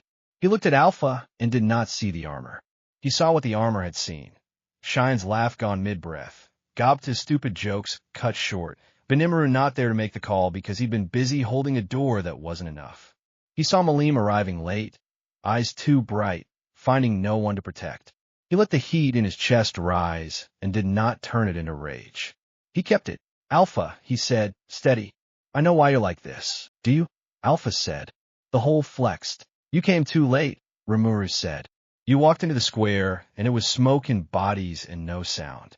You screamed, and no one answered. You thought, fine, I'll be the monster they deserve. It felt clean. It felt like making a law the world broke. Alpha didn't move. Diablo's breath misted once in the cold air under that helm. Rimuru took another step. You are my grief with a knife taped to it, he said. You cut until the knife was all that was left. Alpha swung. Not an arm. The world. The bowl floor tried to slide out from under Rimuru like a tablecloth yank. He dropped his center by an inch and let the force pass through his legs into the glass. KKKKK. Microfractures spidered.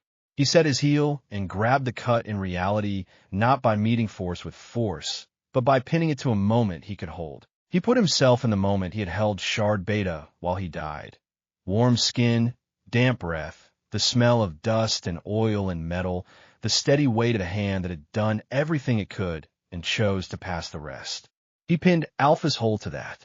It stuck for one beat and lost its bite. Alpha flinched. Diablo saw it. He looked not at Alpha, but at Rimuru. One sharp flicker of dark eyes. All knife and all faith. Now, he asked. Not yet, Rimuru said. Read him. Diablo dropped his shoulder, took a hit that made the air pop. Womp, rolled it off his ribs, and came up inside Alpha's reach, chest to chest, nothing pretty. He set his forehead against the helm, and spoke at a distance measured in heat and breath. You saw her die here, Diablo whispered. You watched yourself fail. It broke you. You think this is the only honest answer. He pushed his palms into Alpha's wrists and felt the tremor there, a vibration that wasn't fear. It was a wound refusing to knit. He wouldn't have let you carry it alone, he said, and smiled without warmth. So I won't. Alpha snarled. The sound wasn't human. Diablo dropped, clean, efficient, let the blast skate over his hair, and kicked Alpha's knee. Bone didn't break. Something inside the aura flexed wrong. Alpha stumbled one step. Rimuru, Diablo said, and that was the line. He'd tested. He'd given the chance. He'd found no soul he could bow to. I'm finished verifying. Rimuru nodded once. Take his hands, Rimuru said. Diablo moved like language. He caught Alpha's wrists and locked them. Not with rope, not with magic, but with will, the same small, unyielding grip you use to keep someone from jumping when they're not ready to come down. Alpha threw weight left. Diablo went with it and then set the line so the weight had nowhere to go. Alpha's aura screamed. Diablo's coat smoked. His teeth flashed. Now, Diablo said, almost gentle, be what you are. Rimuru stepped in. The hole met him. SHHHK. He didn't push back. He opened. Seal. If you open too far, you die. Keep me small, he said. Seal. I have you. He reached for Alpha, not as prey, not as enemy, but as a limb that had been left under a rock too long. He put his palm to the helm like a brother's hand to a brother's cheek. Come here, Rimuru said. Alpha struck. Rimuru took it. He let the blow tell the story. This is where they died. This is the hour I learned mercy is a luxury. This is the minute I peeled my name off so the pain couldn't find me. He took it all and did not look away. He showed Alpha the kitchen. He showed him Shuna's neat knots, Malim's stupid forehead bump, Veldora's humming, and the way he pretends not to watch the door, Benimaru's voice steady under pressure. Diablo saying for you. He showed the boy drawing a sword wrong on a napkin and being told it was good. He showed Beta's last consent. Alpha's pressure toward his ribs. His right hand went numb to the wrist. He kept his palm where it belonged. The helm shuddered. Inside it, something that was all knife and law, and Hal tried to bite him. He let it. Teeth closed on a memory of cheap soup eaten on a stack of lumber with goblins who watched him to see if they were allowed to enjoy it. The bite softened. Come here, Rimuru said again, and it wasn't an order. It was a place. The helm tipped forward until it clicked against his forehead. The city's bowls sang like thin crystal. Seal. Integration path available. This will hurt. Do it, Rimuru said. Seal brace. The world narrowed. Alpha hit him like a weather front colliding with a mountain. His lungs forgot their job. His heart tugged wrong, then right, then wrong again. Heat rolled. Cold followed. He saw Shine's body on a table that wasn't his table. He saw Benimaru's sword stuck point down in soot. He saw Sui's shadow, still and empty. He saw Diablo kneeling in glass alone. He saw Malim with blood on her hands that wasn't hers, shaking and very quiet. He saw Veldora ripping a hole in the sky and finding no one behind it. He saw himself too late and too loud and too much, screaming until his throat tore, and then deciding never to be late again. He almost vomited. He swallowed it. Tear heat ran out of his eyes without permission. He didn't wipe them. Diablo held Alpha steady while the weight moved. He didn't grunt. He didn't smile. He just held. The skin along his palms blistered, and he didn't loosen his fingers. Smoke curled from the seams of his gloves, thin and mean. Good, Diablo said to no one. Good. Alpha's helm split down the center with a tiny sound like a hair catching on a comb. Light, not bright, not holy, just clear, leaked from the seam. It smelled like rain after a fire. The hole in the air quieted. The bowl stopped humming. Rimuru's knees wanted to fold. He set his stance wider and let his thighs burn. He pressed his forehead to the broken helm and breathed through his nose. In, out, in, out. The cracked lid of grief inside him settled a fraction. Seal. Alpha integrated. Power spike contained. Rage vector isolated. Ethics buffer in place. Warning, residual trauma loops. Expect involuntary flashback imagery for the next hour. Yeah, he said, hoarse. Figured. Diablo let go and stepped back, fingers peeling slow from metal as if he'd been glued there. His palms were red and slick where the gloves had failed. He shook them once. The skin wept and then sealed, neat lines leaving faint pink. He wiped his face with the back of one wrist and left a dark smear under one eye. He didn't notice. He looked at Rimuru, scanned his posture, and gave the smallest nod. My lord, Diablo said, and it wasn't a check this time. It was a confirmation. Rimuru swallowed. His chest seized and unclenched. He put a hand to the badge in his pocket and held it there for 2 seconds like Hinata told him. He didn't speak until the urge to explain passed. He looked at the city. The fuse bowl, the sign half-trapped in glass. He put his palm down on the glass edge and felt its wrong slickness. I'm sorry, he said. Not to Alpha, not to the air. To the people who had been here and weren't. The scene behind them wavered. Brother, Veldora said, strained now, breath showing. Walls are tired. We're done, Rimuru said. A sound rose, thin and far, like a string plucked across a canyon. Not here, elsewhere. It made the small hairs along his arms lift. Seal, Gamma noticed. He was watching for this. He just smiled for the first time in. There's no unit for that. Good, Rimuru said, and it did not feel good. It felt inevitable. He turned and nearly missed the step up out of the bowl. His boots skidded. Diablo's hand was just there, not grabbing, just giving a surface to push off so he didn't scrape his shin. Rimuru took the help without pretending he didn't need it. He climbed. At the top, he stopped and looked back one more time. His eyes tracked the layout of streets that didn't exist anymore. He could label them anyway. He did quietly in his head. He didn't say names out loud. He didn't need to hurt the air with them. Malim will be angry she couldn't punch something, Veldora said, trying for light and almost making it. She can punch me later, Rimuru said. Promise, Veldora said, more himself. Promise, Rimuru said. They reached the seam. Veldora's forearms shook with the steadiness of the hold. Sweat ran down his temple and cut a clean track in the soot. He grinned anyway. Dorikuin missed you. Rimuru put his palm to the seam. It felt thinner than before. Seal, we should go. The field here is hungry. It will eat any door we leave in it. Home, Rimuru said. Diablo glanced once back at the bowl. We will not leave a monument here, he asked. Not in a world that doesn't want one, Rimuru said. We carry it. Diablo nodded, accepting the weight like a tool across his shoulder. We carry it, he repeated. They stepped through. Tempest took them back in one long exhale. The first thing was light. The windows caught afternoon and threw it across the floor. The chalk circle was redrawn, lines crisp. Geld stood with one hand on a column, checking for new hums. Cheyenne's squad didn't pretend they hadn't been holding their breath. Malim stood dead center of the room with fists balled and eyes bright. She had been pacing so hard the stone showed it. When she saw Rimuru's face, she stopped. She didn't ask. She stepped in and put her forehead to his again, quick and firm, and pulled back just enough to see his eyes. You're here, she said. I'm here, he said. Good, she said, and punched his shoulder once. Not hard, not soft. Later, he agreed. Benimaru's slate ticked. Report? He asked, voice low and careful. Rimuru looked at him and didn't give the whole weight to the room. He set the heaviest part down in himself where it had to live. Alpha is integrated, he said. His throat worked. It was a ruin. Benimaru's eyes flicked once. Acceptance.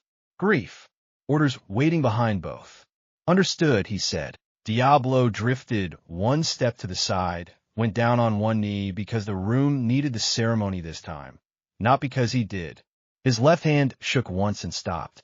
He was a blade without a hand. Diablo said, voice neutral. My master is not. Malim sniffed hard and rubbed her nose with the heel of her hand. I hate this world, she said, and nobody corrected her logic. Shuna stepped up without fanfare and pressed a damp cloth into Rimuru's palm. He wiped his face and found soot and salt there. He hadn't felt the grit until it was gone. Seal. New configuration online. Soul gluttony stabilized within ethics lattice. Controlled use permitted. Warning. Intrusive flashes likely when idle. Recommend work. Recommend food. Recommend touch. Pushy, Rimuru said in his head. Seal. Efficient. He nodded once to nothing. Then he looked at his people. We eat, he said. We write the names by the stream. He looked at Diablo. Stone. No speeches. Yes, Diablo said. Then we rest for 1 hour, Rimuru said. After that, we talk about Gamma. Veldora stretched his fingers and shook out his arms, rolled his shoulders until the joints popped. CRK. Concept space next, he said, half eager, half wary. I will need a snack first. You'll get 2, Rimuru said. 3, Veldora bargained. 2 and a fight with Malim later, Rimuru said. Veldora pretended to consider. Deal, Malim snorted. He owes me 2 fights now, she said. Get in line, Diablo murmured, too soft for anyone but Rimuru to hear. He wasn't joking. He was not. Rimuru let out a breath and felt his heart trip once on the residual loop and then steady. He tightened the small white knot at his wrist, touched the badge in his pocket for 2 seconds, and let his hand fall. Outside, the cracked window caught a breeze and made a sound like a short bell. Inside, the air smelled like rice and metal and chalk and people. He looked at the circle on the floor. Soon, he said to it. He looked at his people. Thank you, he said to them. He looked down at his own hands and watched them be steady. Then he picked up the bowl Shuna had left on the table and ate. Rimuru slept for 19 minutes. He woke to the feeling of falling without moving, heart skipping the second beat on a loop. Seal. Intrusive loop from alpha integration. Pause on the end. Inhale, hold, release. I have you. He obeyed. In. Hold. Out. The floor steadied. A cool cloth touched his forehead. Shuna sat at the edge of the low couch with her knees together, sleeves pinned up, braid neat. Steam rose from a bowl on the table. Rice and broth. Pickles in a small dish. The room smelled like starch and ginger. You scared everyone, she said. Not scolding. True. I scared me, he said. Shuna's eyes softened. Eat. He pushed up on an elbow. His shirt stuck at the shoulder with dried soot. Shuna clicked her tongue, reached, and peeled it free slow so it wouldn't pull skin. He didn't wince. His face said he wanted to. She pretended not to notice. He sat, took the bowl. The first mouthful burned his tongue. He kept it anyway. The second went down easier. Shuna set a folded cloth by his knee. You'll sweat it out, she said. Don't argue. It's boring. He swallowed. I wasn't going to. You were, she said, and hid a smile in the corner of her mouth. He ate until his hands stopped shaking. Put the bowl down. Breathed. Looked at her and didn't hide the tired. I'm back, he said. I know, she said. I checked. He reached for the knot at his wrist and tightened it once. We brought him home. Shuna's fingers paused on the cloth. The human shard? He nodded. Then we should do the stone, she said. He blinked. Already, she said. While you remember how it felt to hold him. Rimuru stood. His legs were good. His balance held. His heart tried a wrong step and then found the floor again. Shuna saw the wobble, took the tray in one hand, and touched his sleeve with the other like a guide rope, not a leash. They walked the corridor. Chalk dust made a soft rasp under their shoes. Outside, the air carried damp from last night's fog. Tempest Stream sounded like it always did. Fast in the middle, smaller at the sides, a hiccup over the same rock every few breaths. Diablo was waiting by the flat stones where the water bit. He had a small bundle of tools on a cloth and no coat. The skin along his palms was new and pink. He had not covered it. He had washed the soot out of his hair. He had not slept. Lord Rimuru, he said, standing. He didn't kneel. Not yet. Rimuru looked at the smooth slate in Diablo's hand, and then at the water. Name only, he said. Yes, Diablo said. Rimuru took the slate. Waited. The surface felt right.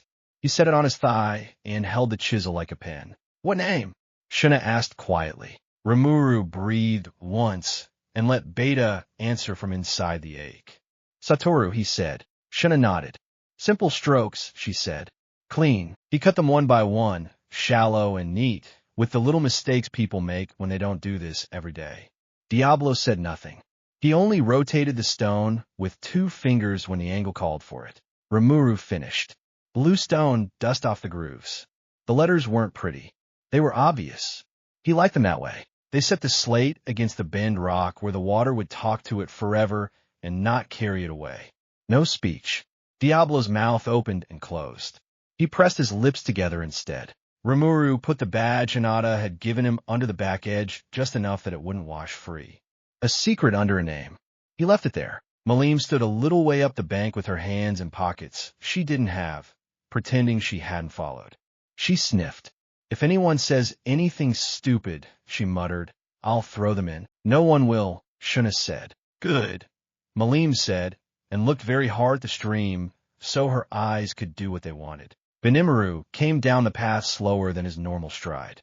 He glanced at the stone, at the badge he pretended not to see, and set a small slate tile next to it with 3 careful lines carved across.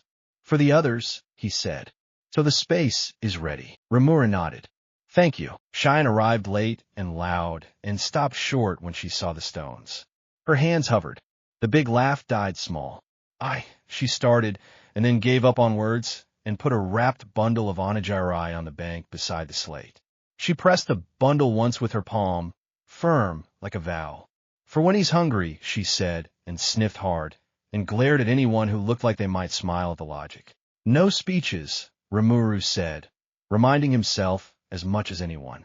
He touched the stone once. 2 fingers, 2 seconds, stood and stepped back. Diablo went down on one knee. Not because of the stone, because the room of the world had decided it needed this ceremony now, and he agreed. He put both hands on the earth, palms flat, new skin, pink against the dirt. My lord, Diablo said, voice low enough the water almost took it. I verified you in battle, and I verify you now. My fealty was never to your power. It was to the soul I saw. That soul stands here. So do I. He lifted his head, eyes steady, no gleam, no theatrics.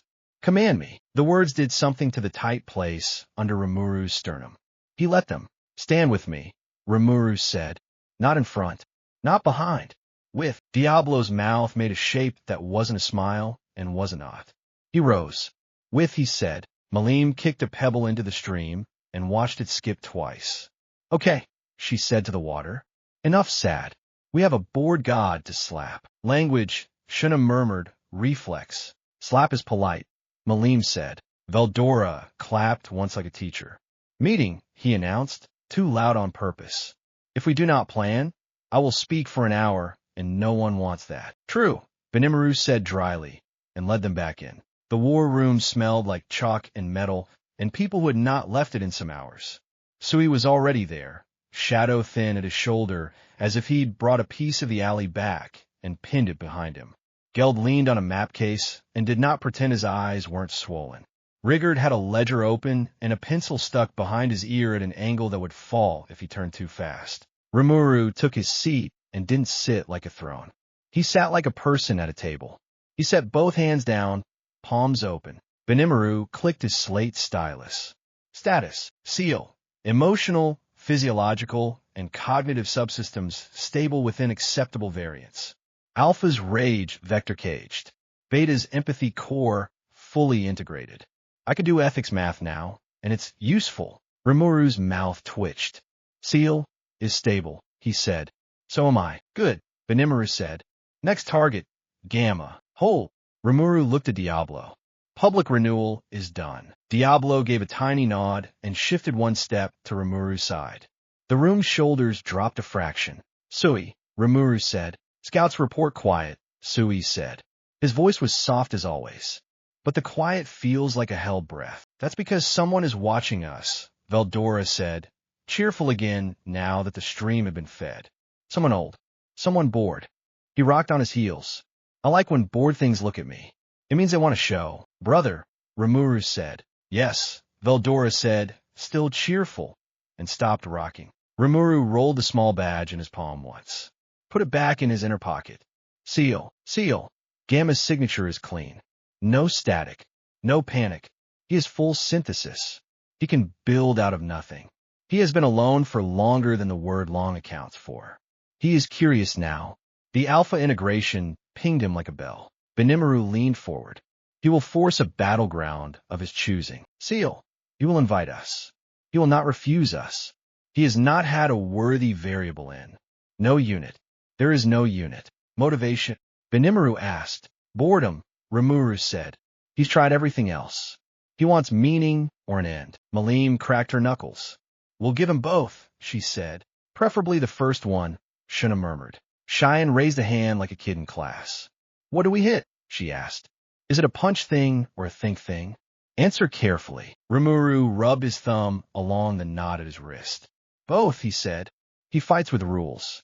He writes the rules on the floor while you're walking. If you try to run, you fall off the map. Geld grunted. So we move slow, and we touch walls. Exactly, Rimuru said, nodding. Veldora anchors the space. No showy blasts unless he tells you. I never show off, Veldora lied. Sui, Rimuru said. I do not exist if I am not useful, Sui said. No one told him not to say it like that. He added, softer, I will follow your breath. Benimaru tapped the slate twice. Composition, Rimuru counted on fingers. Core, me, Diablo, Veldora. Malim on leash. Malim scowled. I hate leashes. You'll hate ceasing to exist more, Benimaru said calmly. She considered. Okay, she said. Small leash. Cheyenne and Benimaru hold here, Rimuru said. Shuna folded her hands. I will be here when you come back, she said, as if that were a job. It is, he said. She dipped her chin once, small and pleased. Rigard cleared his throat. Supplies? If the concept place punishes hunger, bring candy, Malim said, dead serious. It annoys gods. Geld scribbled it down without a smile. Seal, logistics note. Time behaves badly there. Eat before. Hydrate. Touch before. People are not clocks. They're metronomes. You stay truer when you've been tuned. Rimuru blinked. Touch. Seal. Hands. Shoulders. Foreheads. Hugs. Physical confirmation restabilizes self-narrative. We are the ones who say who we are. Do it before the room tries. He looked around the table. We're going to be annoying, he said. Line up. Malim was first, of course. She bounced in, headbutted his forehead gently, and squeezed his shoulders. Don't die, she said. I won't, he said. Don't leave me to be in charge, she said. I definitely won't, he said. She grinned and moved aside. Benimaru took his shoulder with one palm, steady and brief, like a captain handing a weight to another captain. Sui touched his wrist for half a second and vanished between one blink and the next. Geld's hand was warm and square and careful. Cheyenne hugged him and nearly cracked a rib, and then let go with a mumbled, "Sorry, that wasn't really sorry." Shuna waited until last. She stepped in close, small and sure, fingers gentle on the sides of his face.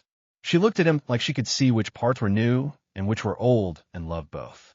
"Don't make me come get you," she said. "You could," he said. "I could," she said. "Don't make me." "I won't," he said. She leaned in, kissed him once. Not performative. Real. Soft. Warm. He kissed her back, brief and sure, and it felt like the second bite of rice when your stomach stops being a knot. Someone in the room coughed, and then pretended they hadn't. Malim grinned without teeth. Diablo pretended to study the wall with almost religious focus. Rimuru exhaled. The loop in his chest tripped, and then quiet. "Seal, see? Tuned." "Shut up," he thought, not unkind. "Seal, never." Benimaru cleared his throat. "Thomas signal, seal." "No need. He's already The window went dim around the edges like frost trying to form and deciding against it. The chalk line on the floor lifted half a millimeter and set itself back down, neat like a cat needing a blanket. The air tasted clean, wrong clean, too perfect to be real. Seal. Invitation. A thin line wrote itself in the air above the circle. No ink, just permission. It read, "Come if you want." Malim bared her teeth. Rude. Rimuru stood. "We're not going now," he said. "We eat. We write. We rest 1 hour. We go clean." Benimaru nodded. The line in the air did not vanish. It waited like a door that has never been closed. They ate at the long table, because sitting alone makes a mind try to fill the room with noise. Bowls clinked. Spoons scraped.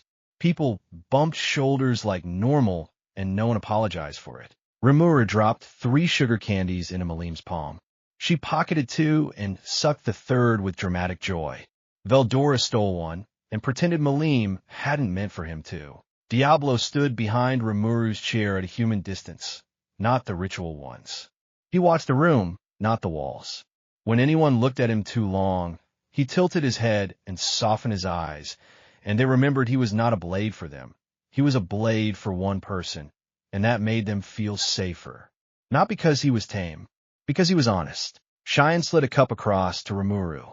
"Drink, or I'll pour it down you," she said. He drank. It was too sweet. He made a face. She smirked.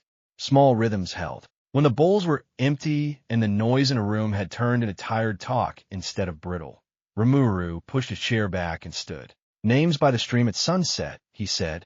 "After rest. Then we go." He didn't ask if they understood. They did. The sunset did what sunsets do. Gold at the edge, blue higher up, a gray seam where the day didn't want to end and the night didn't want to start. They wrote the names. Phew. Enough. Rimuru washed the chisel clean. Shuna wiped his hand with a cloth that smelled like rice and soap. Her fingers brushed his knuckles slow on purpose. He didn't pull away. "Come back," she said. "Simple." "I will," he said. "Bring back the parts of you that laugh," she said. He looked at the stream stone with Satoru carved in it, at the badge hidden underneath, at the 3 lines Benimaru had cut, at the bundle of Onajirai Cheyenne had left that a fox had already stolen one of. He smiled once, small and real. "I will," he said again. She leaned in. Another kiss. No witnesses this time. He let himself feel it fully and not fold it into a plan. When they pulled apart, his chest ached less. Seal. Heart rhythm regular. Loop quiet. I'm logging that as a medicinal practice. Don't get clinical, he thought. Seal. I got human. You told me to use it. He huffed. Fair. They walked back in step. The hour came quick. Rimuru stood at the circle. Diablo to his right. Veldora behind like a wall that sings. Malim bounced on her toes and then forced herself to stand still by gripping the edges of her belt. Sui existed in the places light forgot. Benimaru and Cheyenne at the door. Shuna a pace off the line with a small packet in her hand. 2 candies, a needle and thread, a folded bit of paper with nothing on it yet. Take this, she said, offering the packet. He took it. What is it? Proof you came back, she said. Give it to me when you do. He tucked it in his inner pocket next to the badge. Okay, she didn't say goodbye. She said later. He liked that. Rimuru stepped into the circle. The thin writing in the air brightened without glare. It was not a light. It was a permission. Seal, he said. Seal. Coordinates held. Anchor ready. Ethics lattice up. Synthesis countermeasures set. If he tries to write you out of yourself, I will write you back. If you forget your name, I will remind you. If the floor lies, we will change the floor. Team, Rimuru said, looking around once not long. We don't win by being louder. We win by staying us. Malim cracked her neck. I could be as loudly, she offered. Use indoor voice, Benimaru said dry. Malim made a face and then nodded.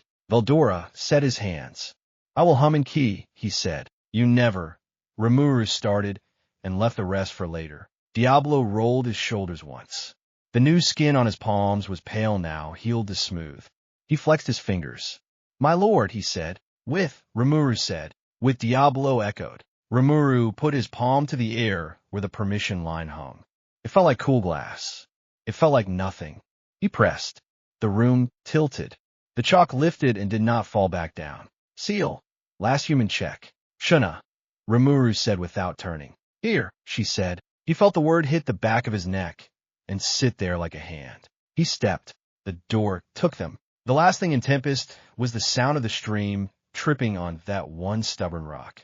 The first thing in the fiction above reality was quiet, not silence. The quiet of a room that has never known a wrong step. It smelled like nothing. It had no temperature. Rimuru's skin hated it on contact. Seal. Do not trust what you hear first. Say your name. Rimuru, he said. Satoru. Rimuru. Diablo said, immediately, like they'd rehearsed. Satoru. Brother, Veldora said, and the word had warmth in it in defiance of the place. The floor under their feet decided to exist. It did so politely. Malim made a face. Hate this already, she said. Good, said a voice that sounded exactly like Rimuru's would if it had been alone long enough to sand off every edge. We agree on something. Shard Gamma stood 10 paces away, hands in pockets he did have. Same face, same hair, same mouth, different eyes, no light in them. Not dead, empty like a finished page. He looked them over like a collector, deciding whether to keep a thing or break it to see how it works. You brought help? Gamma said. Cute. Rimuru's jaw clicked and unclenched. I brought bonds, he said. You walked away from yours. Gamma tilted his head. I outlived them, he said. And then I outlived outliving. It was boring. He smiled without joy. Give me a reason it should not remain so. Malim took a breath like a fuse.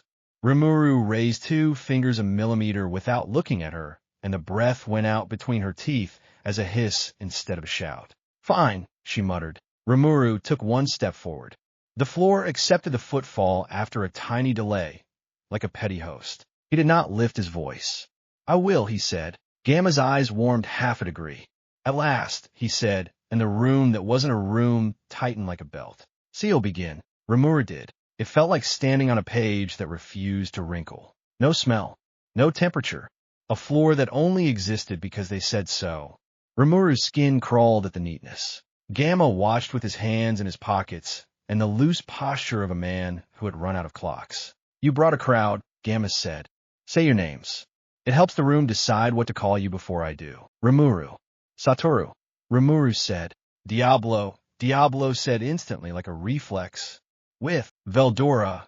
Veldora said, happy to be loud in a place that hated volume.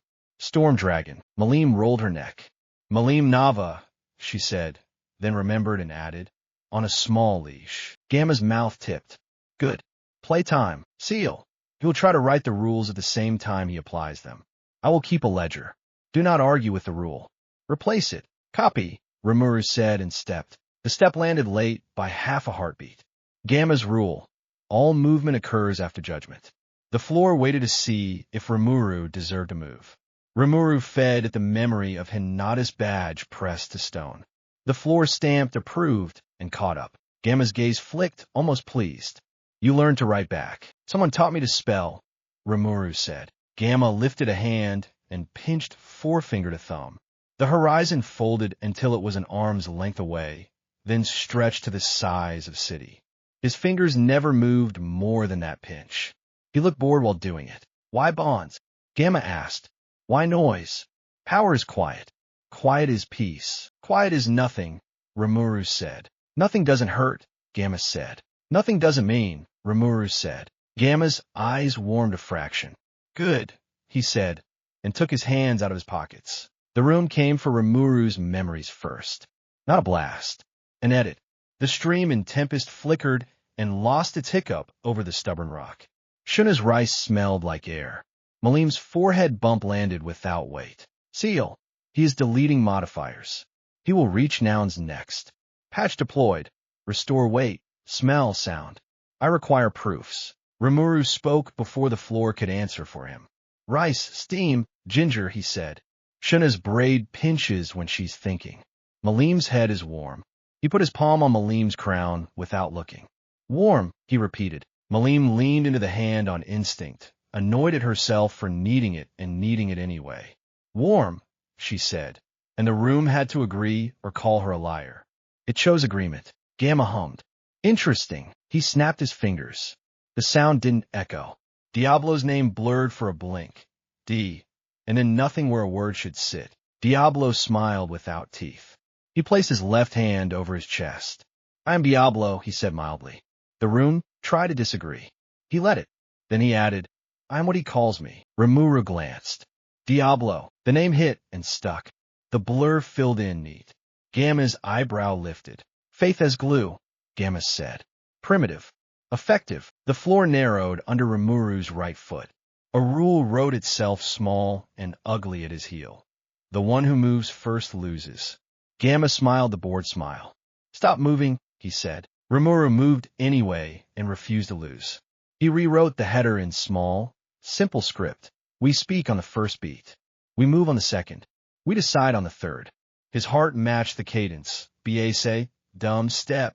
BA, choose. And the floor, faced with a rhythm and a rule, chose the rhythm. Seal good. You force timing.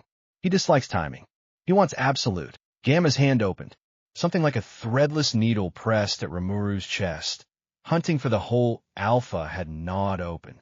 The pressure tasted like blank paper.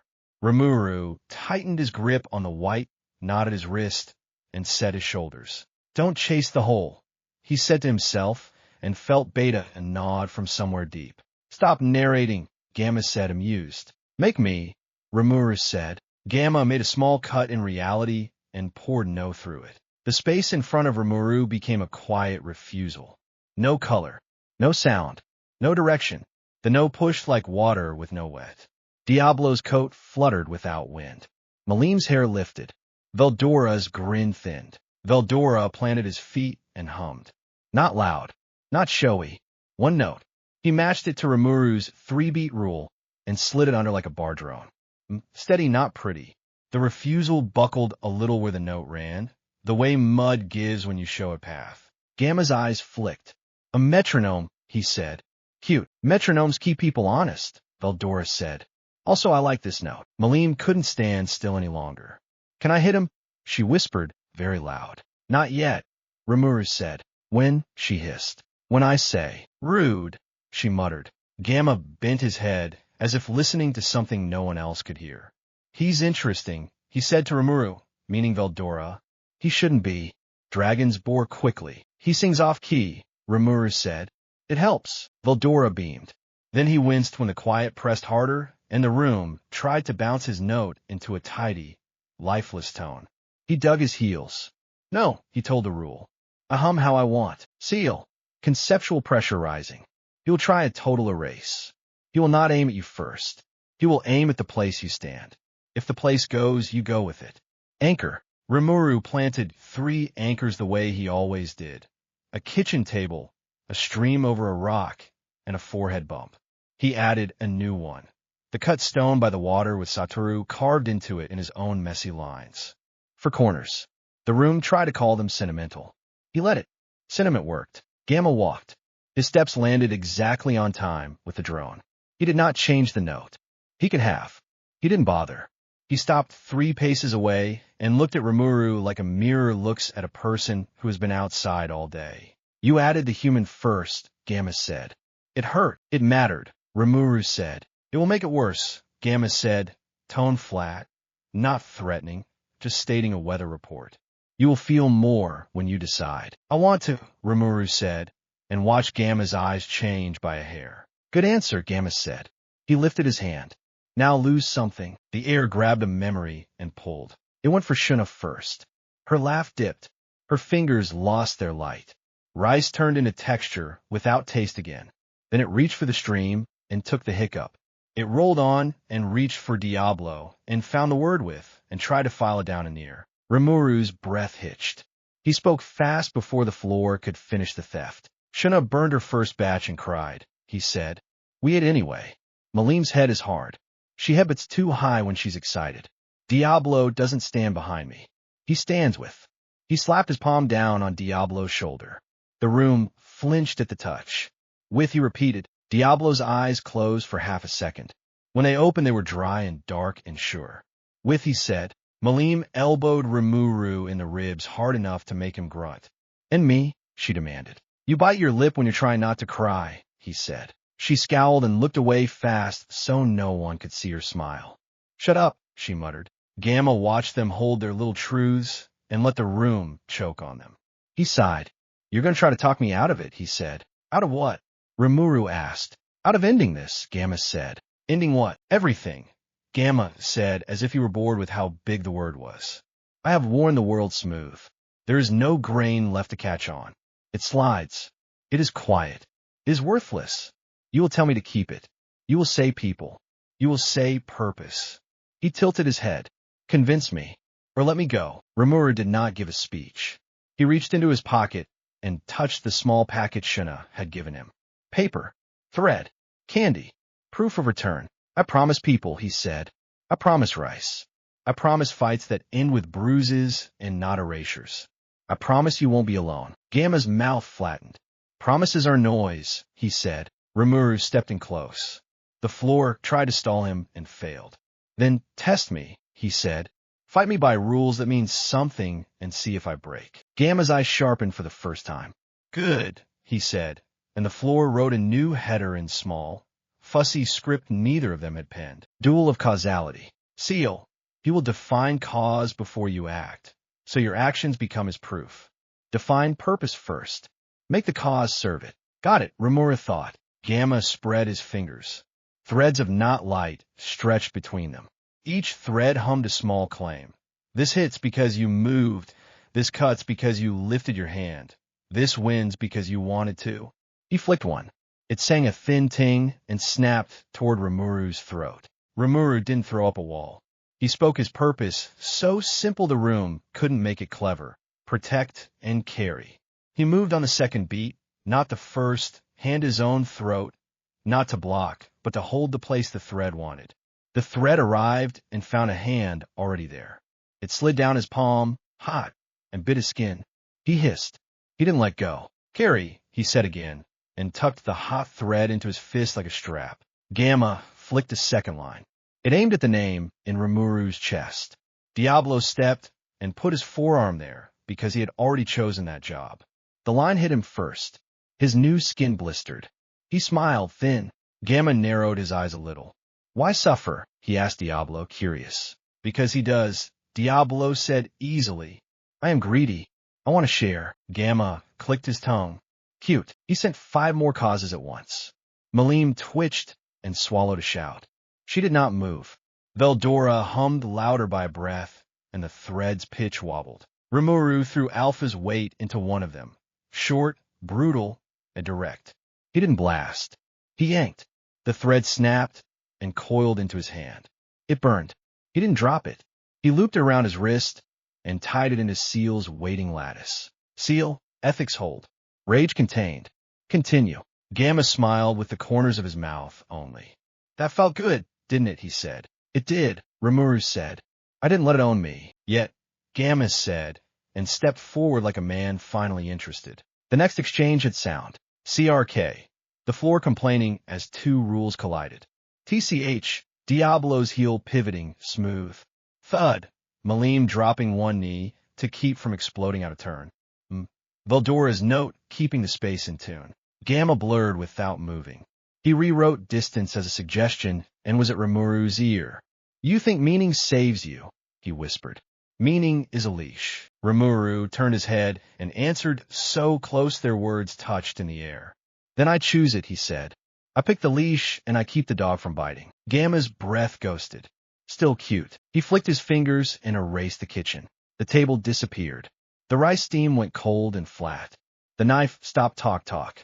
Rimuru's stomach dropped. He reached without thinking and hit nothing. Anger lunged. It had teeth and Alpha's grin. Don't, he told it. He closed his eyes. He rebuilt the kitchen by facts you can't sand off. One pot has a dent on the left rim, he said out loud. The wooden spoon has a chip halfway down from where Veldora tried to sharpen it. The knife handle squeaks when it's wet. Malim, frantic and helpful and bad at quiet, blurted, and I spilled sugar all over the counter, and Shuna didn't yell, and I cried anyway, and it was sticky for a week. The counter came back sticky. Rimuru laughed once, short and shocked at himself for laughing here. The laugh hurt in a good way.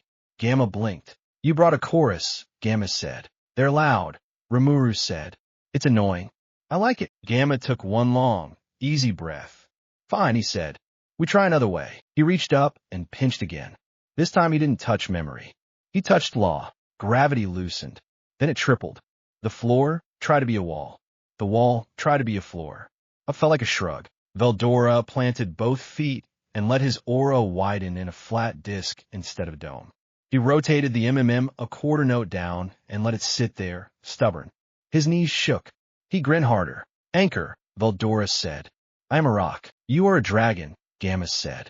Rocks are more useful. Rude, Veldora said. Seal. We will need more. He's going to crush the coordinate system and write a story without axes. Veldora, Rimuru said. Ready, Veldora answered, tone still sunny, hands already lifting. Release, Rimuru said. The change ran through the place like thunder without sound. Veldora pulled his core up out his chest and let it stand between worlds. Not a blast. A shape. True dragon release without the show. Just the truth that a thing existed and that existence had the last word. The neat room hated it. It tried to make the core into a circle, then a square, then a cube with perfect edges. The core refused to have edges. Veldora's hum broke into 2 notes, and then 3. Overtone riding overtone until the space had to admit there was more than one constant. He sweated through his collar. His hands shook. He smiled anyway. Gamma went very still. He could have fought that. He didn't. He watched instead, eyes flat and interested the way a scientist looks at a new fungus. Brother, he said, meaning Rimuru, but looking at Veldora. You kept this one. Good. I wasn't a rock, Veldora said, panting. I am better. You're annoying, Gamma said. There was respect in it, tiny and sharp. The floor stabilized in a way that wasn't tidy. It felt like a forest does, uneven, honest. Gamma rolled his shoulders, testing the new give. Fine, he said. Causality, then. He flicked a hand. Cause preceded effect by a full beat. Rimuru's foot ached before he stepped. Diablo's palm stung before he blocked. Malim's teeth hurt before she bit her lip. Rimuru matched it with the rule he'd set. We speak, we move, we decide, he said, and made cause serve purpose. Pain arrived. He didn't argue with it. He placed it where it belonged, on the cost ledger, not on the fear one. Gamma's mouth moved. Not quite a smile. You learned to bookkeep, he said. That's Seal. Seal. He's talking about me like a tool. I am offended.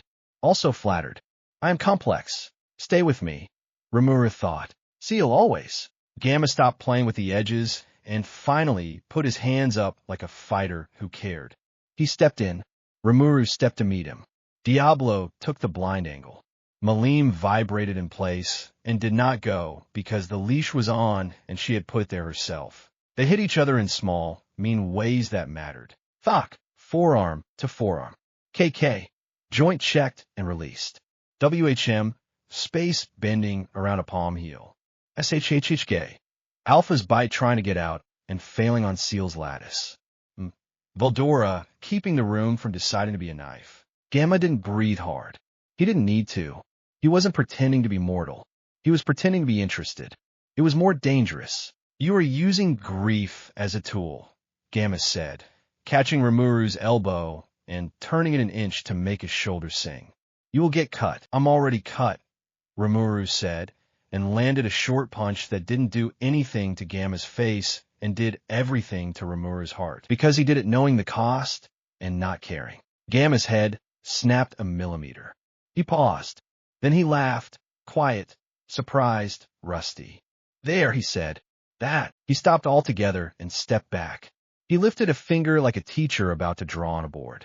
Listen, Gamma said, and the room obeyed. The primal seal, Gamma said, and said it like he had been angry at it for so long he had worn the anger smooth. It isn't a wall. It's a checksum. The world was built on one story. Linear. You go from weak to strong, from ignorant to wise. You gather. You stack. You add. The creator cut a lock into that stacking. He died to build the lock. He didn't trust power that could shortcut the story. Rimuru's heartbeat did the 3 steps and waited. So we break the stack, he said. Gamma shook his head. You did, he said.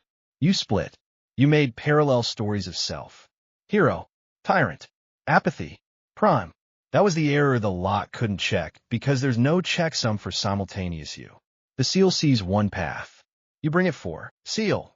He's confirming our inference, but he has the missing math. What's the math? Rimuru asked. Gamma traced a neat circle in the air and then erased it with his palm. Linear experience adds, he said. Parallel experience interferes. You don't sum. You superpose.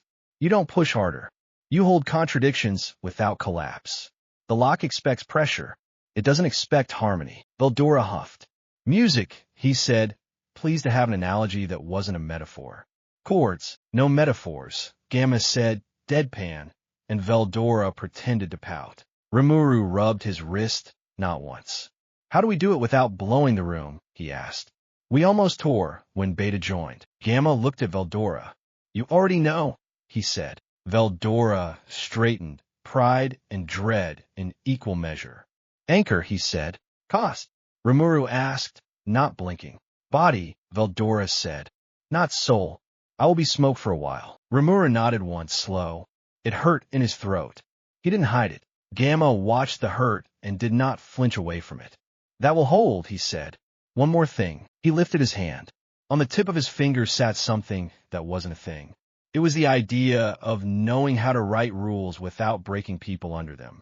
Multiversal consciousness, Gamma said. Weaponized. You do not impose it. You overlay it. You don't order the world to agree. You make it want to agree because the version of it that disagrees can still exist next to it without ripping. Seal. Consent-based causality. I can implement. It will be heavy. I'll carry, Rimuru thought.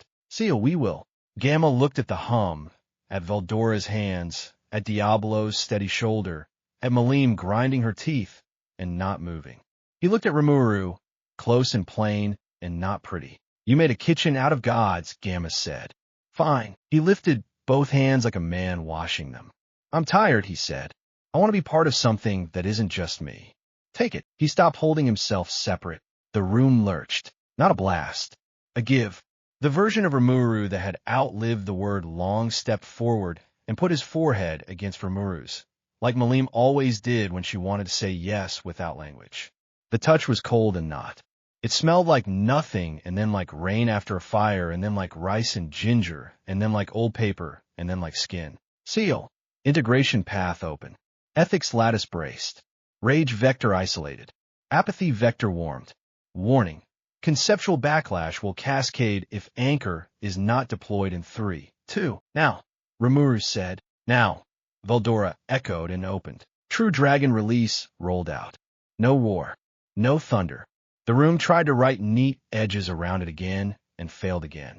The core sat down in the middle like a friend who didn't need a chair. Veldora's knees buckled. He caught himself with his hands. Sweat hit the perfect floor and refused to evaporate. He grinned through his teeth.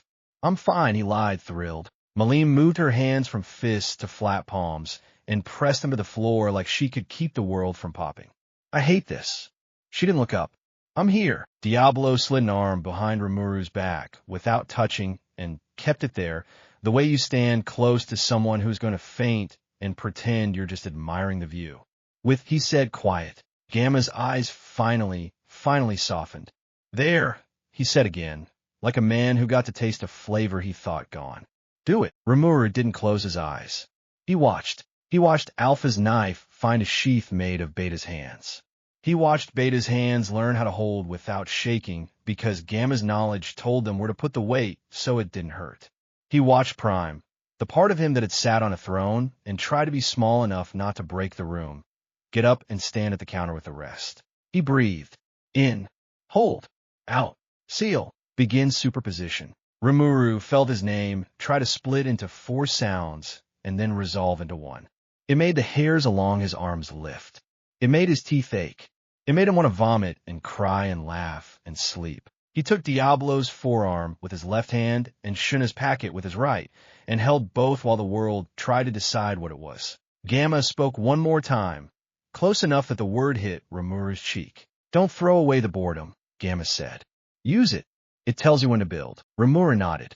Stay, he said. Gamma smiled. Not the board line. Something small and human. I will, he said, and went where he belonged. The room flexed. The rules on the floor burned away like thin frost. The hum shifted key up and then settled back down. Veldora exhaled and let his head hang. Malim panted and laughed once, wild and relieved. Diablo closed his eyes for the first time during the entire fight and let them stay closed for a count of 2. Seal. Integration stable at threshold. Hard part is next. We save the rest for home. Rimuru swallowed and found his throat worked. He looked at Veldora. Stand down, he said gentle. Veldora nodded and closed his hands. The core did not go away. It tucked itself into a shape the room could ignore for a minute. Snack, Veldora whispered, giddy. 2, Rimuru said. 3, Veldora bargained on habit, breathless. 2, and a nap, Rimuru said. Deal, Veldora said, and fell back on his butt and laughed at the ceiling that wasn't there. Malim finally bounced up and punched the air. We didn't die, she yelled. Indoor voice. Benimaru said in nobody's ear, because he wasn't here, and the room pretended it had heard him anyway. Rimuru turned to where Gamma had been standing a minute before and saw no figure there. He felt him behind his own eyes. Seal. Final knowledge installed. Consent-based causality compiler online. Genesis scaffolding mapped. Do not try it here. I wasn't going to. Rimuru thought. Honest for once. Seal good. Take us home. We need a kitchen. Rimuru looked at the tidy, hateful permission in the air that still read come if you want and scratched it out with 2 fingers. He wrote leave with who you brought. The door opened without complaint. He looked at Malim. Walk, he said. She snorted. Race. Walk, he repeated. She walked, bouncing at the ankles. Veldora stood with a wobble. Diablo stood without one. Rimuru waited for his heart to land on the right beat. B.A. dumb, B.A., and stepped. The door let them go. Last out, Rimuru put his palm flat to the cool nothing and said, thank you, because he wasn't sure who to say it to, and it felt wrong not to say anything. The room did nothing. Good. He didn't want it to. They came back to light, noise, and the honest air of tempest. The stream hiccuped over its rock. Someone had left a lantern burning on the far wall against orders. It made a puddle of gold on the floor. It wasn't neat. Rimuru's chest eased at the mess. Shuna looked up from the table and did not run.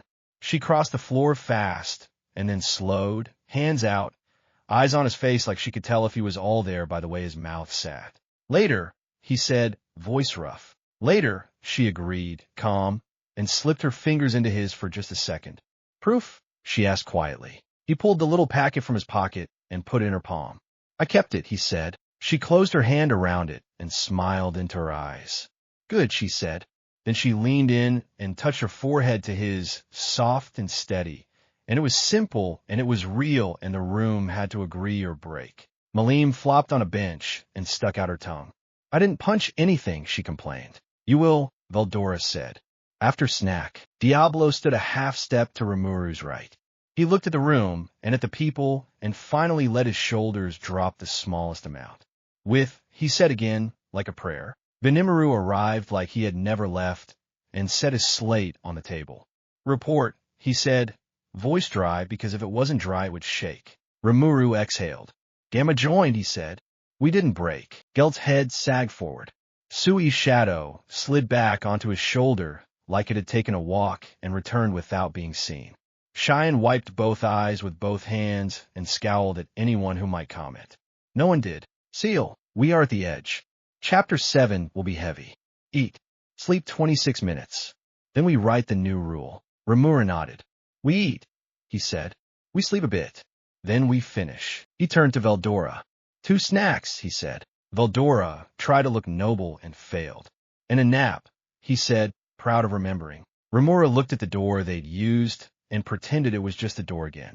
He looked at the streamstone in his head and saw the messy letters, the badge hidden under the edge, the bundle of onigiri with one missing because a fox got hungry, and that was fine. He breathed. In. Hold. Out. Home, he said. They didn't sleep long. 26 minutes, like Seal asked. Enough to drop and surface once. Enough to stop the loop from dragging Rimuru under. He woke to the sound of bowls and low voices. Steam hung in the air. Someone had opened the far window. The stream's hiccup over the one stubborn rock came in clear. Seal, loop quiet. Cognitive load acceptable. We finish here. We finish, he said aloud. Shuna stood by the table, tying off a bundle of herbs with quick, neat fingers. She looked up, saw his face, and didn't try to pretend she wasn't checking. He let her check. She crossed and set her hands at his jaw, thumbs warm. You're here, she said. I am, he said. Good, she said, and kissed him once, simple. He kissed her back, soft and steady. Malim clapped once from behind them. Okay, gross, but also cute. Now let's break and build God things. Indoor voice, Benimaru said automatically from the doorway. I'm inside, Malim said, whisper loud. Veldora wandered in with crumbs on his cheek and a second snack in his hand. Dorkoin is hungry, he announced, happy. So am I. This is alignment. Sit, Rimuru said. Eat. Then we do it. They ate together at the long table. Diablo stood at Rimuru's right shoulder. Not too close, not too far. When anyone looked uncertain, he tilted his head a fraction, eyes soft, and the air calmed. Sui was a slice of shadow by the wall. Cheyenne poured tea like she was defusing a bomb and only spilled once. Gel pretended not to wipe it with his sleeve. Rigger checked lists. Benimaru tapped his stylus against the slate, tick-tick, keeping time with the room. When the bowls were empty, Rimuru stood. Room, he said. Chalk circle. Now, no one argued. The circle was redrawn clean. Fresh chalk. Lines tight. The lantern someone had left earlier still burned. It made a warm oval on the floor that refused to be tidy. Rimuru liked it. Positions, Benimaru said. Veldora took the west, palms loose, jaw set. Diablo went right, weight balanced. Eyes on every angle he didn't need to look at. Malim bounced at the north point, then forced herself still, hands flat to her thighs. Cheyenne and Benimaru held the door. Sui lived in the seam of the far wall like a sentence that wasn't ready to be said. Shuna stood just off the line, packet in hand, 2 candies, a needle and thread, a folded bit of blank paper. Proof of return. He'd given it back. She'd given it to him again. Rimuru stepped into the center. The air shifted. Not a wind. A change in how the room decided to be. Seal. Final compile prepared. Consent-based causality overlay ready. Rage vector. Alpha locked. Empathy core. Beta. At front of stack. Apex synthesis engine. Gamma. Online and willing. Prime U present. Veldora. Rimuru said. Veldora's grin dimmed to something firm. I know, he said, and rolled his shoulders. I'll hold. Malim swallowed. If he turns into smoke, I am going to punch the sky. She warned no one in particular. You can punch me later, Veldora said, bright again. It will be funny. Okay, Malim said, sniffling, already forgiving a hurt that hadn't happened yet. Rimuru pressed his palm to the center mark. The chalk was cool. Ready, he said. Ready, Diablo echoed. Ready, Shuna said. Veldora lifted his hands. Seal, on my mark. 3, 2, 1. The room changed. It didn't brighten or darken. It decided to admit more than one truth at the same time. The chalk lines held. The lantern's puddle of light stopped shaking. The stream's hiccup sank to Rimuru's heart. B.A. dumb, B.A. Veldora reached inward and found the core he always carried. He didn't roar. He released. True dragon nucleation/release without the showy parts. A round pressure like a hand you trust set itself in the middle of everything and said, I am here. The floor, try to measure it. It failed. Good. Anchored. Veldora said through his teeth. Rimuru closed his eyes and didn't. He kept them half-lidded. He watched. Alpha rose first. Not a shape. A bite. The torn edge from a city that should not have been glass. His jaw clenched. He let it. He didn't turn the clench into a swing. He opened one hand and put it on the bite the way you put a palm on a brother's shoulder when he won't stop pacing. Stay, he told the rage. You're mine. You don't drive. Beta came like breath after running too far. Warm. Human. He brought sore ribs, a stiff neck, the shitty pain of a cut that keeps catching on your sleeve. He brought the quiet in a room with refugees asleep on the floor and a door you held with your foot because you had to, not because you were strong enough. Rimuru let those aches in. He put them where they belonged.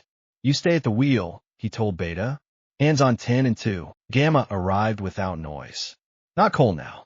Clear. The full synthesis engine looked at the pile of hurts and knives and started making a map without telling anyone what to do, asking for consent on the way. Seal. Begin superposition.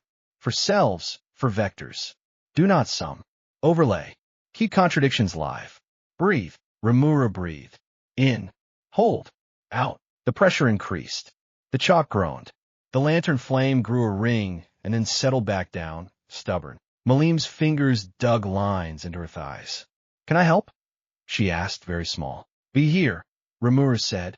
That's enough. Rude, she said, tearing up, and stayed. Diablo shifted half a step and found the place where Rimuru would fall if he fell. He didn't touch. He offered gravity. With, he said under his breath. The room took the word and used it as glue. Veldora's knees shook. Sweat ran into his collar. He smiled and kept the hum in his chest steady and real. Mugly. Perfect. The core pressed back, so the space couldn't try to make edges out of it. Seal.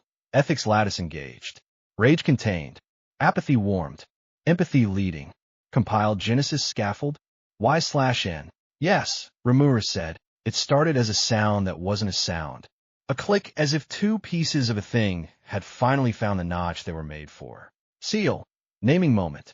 Choose. Omnidimensional creation king, Rimuru said, words careful. Genesis. There was no flash. There was a thin release like the first time you let a knot go after pulling too tight for too long. The room accepted it. So did Rimuru's chest. Seal. Genesis Online. Authority scope. Concepts. Elements. Skill promotion. Space-time. Compiler mode. Consent first. Overwrite toggle. Disabled by default. Good, Rimuru said, and only then realized his hands were shaking. He set them on his thighs and let the tremor run out. Veldora made a sound that was half laugh, half sob. Still here, he said. Hold, Rimuru said, gentle. Always, Veldora said, and the always turned into a hiss. His fingers started to blur at the edges. Not a burn, a thinning. The skin went smoke light. Then the nails. Then the knuckles. Malim moved before she meant to, then froze and wrapped both arms around herself instead. No, she said through her teeth. No, no, no, it's okay, Veldora said, cheerful on purpose. I'll be back. I like snacks. Shuna stepped forward and put her hand over Malim's fists, pushing them down gentle. Look, she said, not gone. Just moved. Veldora's forearms went hazy. His grin stayed. He rolled his eyes like he was annoyed at his own body for not listening. Dramatic, he said, fond of himself. Brother, if I'm smoke, I expect 3 snacks when I get hands again. 2, Rimuru said, voice rough. And a nap, Veldora bargained. And a nap, Rimuru said. Veldora's chest blurred. His voice came from a little farther away, like someone speaking at the edge of a door. I'll hold, he said, and the didn't stop. The core he had set kept sitting. It didn't care about arms or lungs. It cared about being. The last to fade were his eyes. They were bright. Happy. Not brave. Just very sure. Then the room had Veldora without a body and everyone else had the humming. Malim let out the breath she had been holding until her lips trembled. She wiped her face with both hands and glared at anyone who might comment. No one did. Seal. Anchor stable. Proceed to final compile. Side effect me. What? Rimuru said. Seal. The work changes the worker. I'm not just a calculator. I'm the way you manage the truth you now hold. A name seems appropriate. Seal is a good sky. This is bigger. I like Gaia. Rimuru blinked. His eyes burned for a different reason. Then be Gaia, he said. Seal. Manus. Gaia online. I'll keep the contradictions from tearing. I'll keep the doors from being smug. I'll ask permission before I change your spices. Don't touch Shuna's spices, Rimuru said out loud. Shuna snorted. He won't. I won't, Gaia said in his head, and it sounded like a promise written with a steady hand. The pressure eased. Not all at once. In steps. The chalk stopped groaning. The lantern went back to one ring like a proper flame. The air took a breath of its own. Rimuru stood. His legs held. His heart didn't trip. He put a hand to the knot at his wrist and found it where it always was. Status, Benimaru said, voice flat because if it wasn't flat it would shake. Rimuru looked at him. Genesis online, he said. Gaia online. Anchor stable. Veldora's body is away. He's here. I am here, Veldora's voice said from everywhere and nowhere smug. Malim pointed up. Don't be creepy, she said, relieved and angry and happy at once. Sorry. Veldora's voice said, not sorry. Diablo dropped to one knee, not as a trick and not for show. He put both palms down, new skin white and clean. He bowed his head and didn't hide his smile. My lord, he said, you did not become a wall. You became a door. Don't make me a metaphor, Rimuru said, wiping his eyes with the back of his hand. I won't, Diablo said. I'll make you dinner. That's my job, Shuna said. Assist, Diablo said quickly. Rimuru laughed once. He didn't apologize for it. The laugh died when the room went thin around the edges like it had earlier, and then thinner. Not here. Out there. Gaia. External attention. Not a neighbor. Not a god. And outside of Lawmouth. It smelled the compile. Rimuru felt it too, like a cold ear pressed to a warm door. Curious. Hungry. Not evil. Not good. Not anything the multiverse had words for. Do we fight? Malim asked, already standing.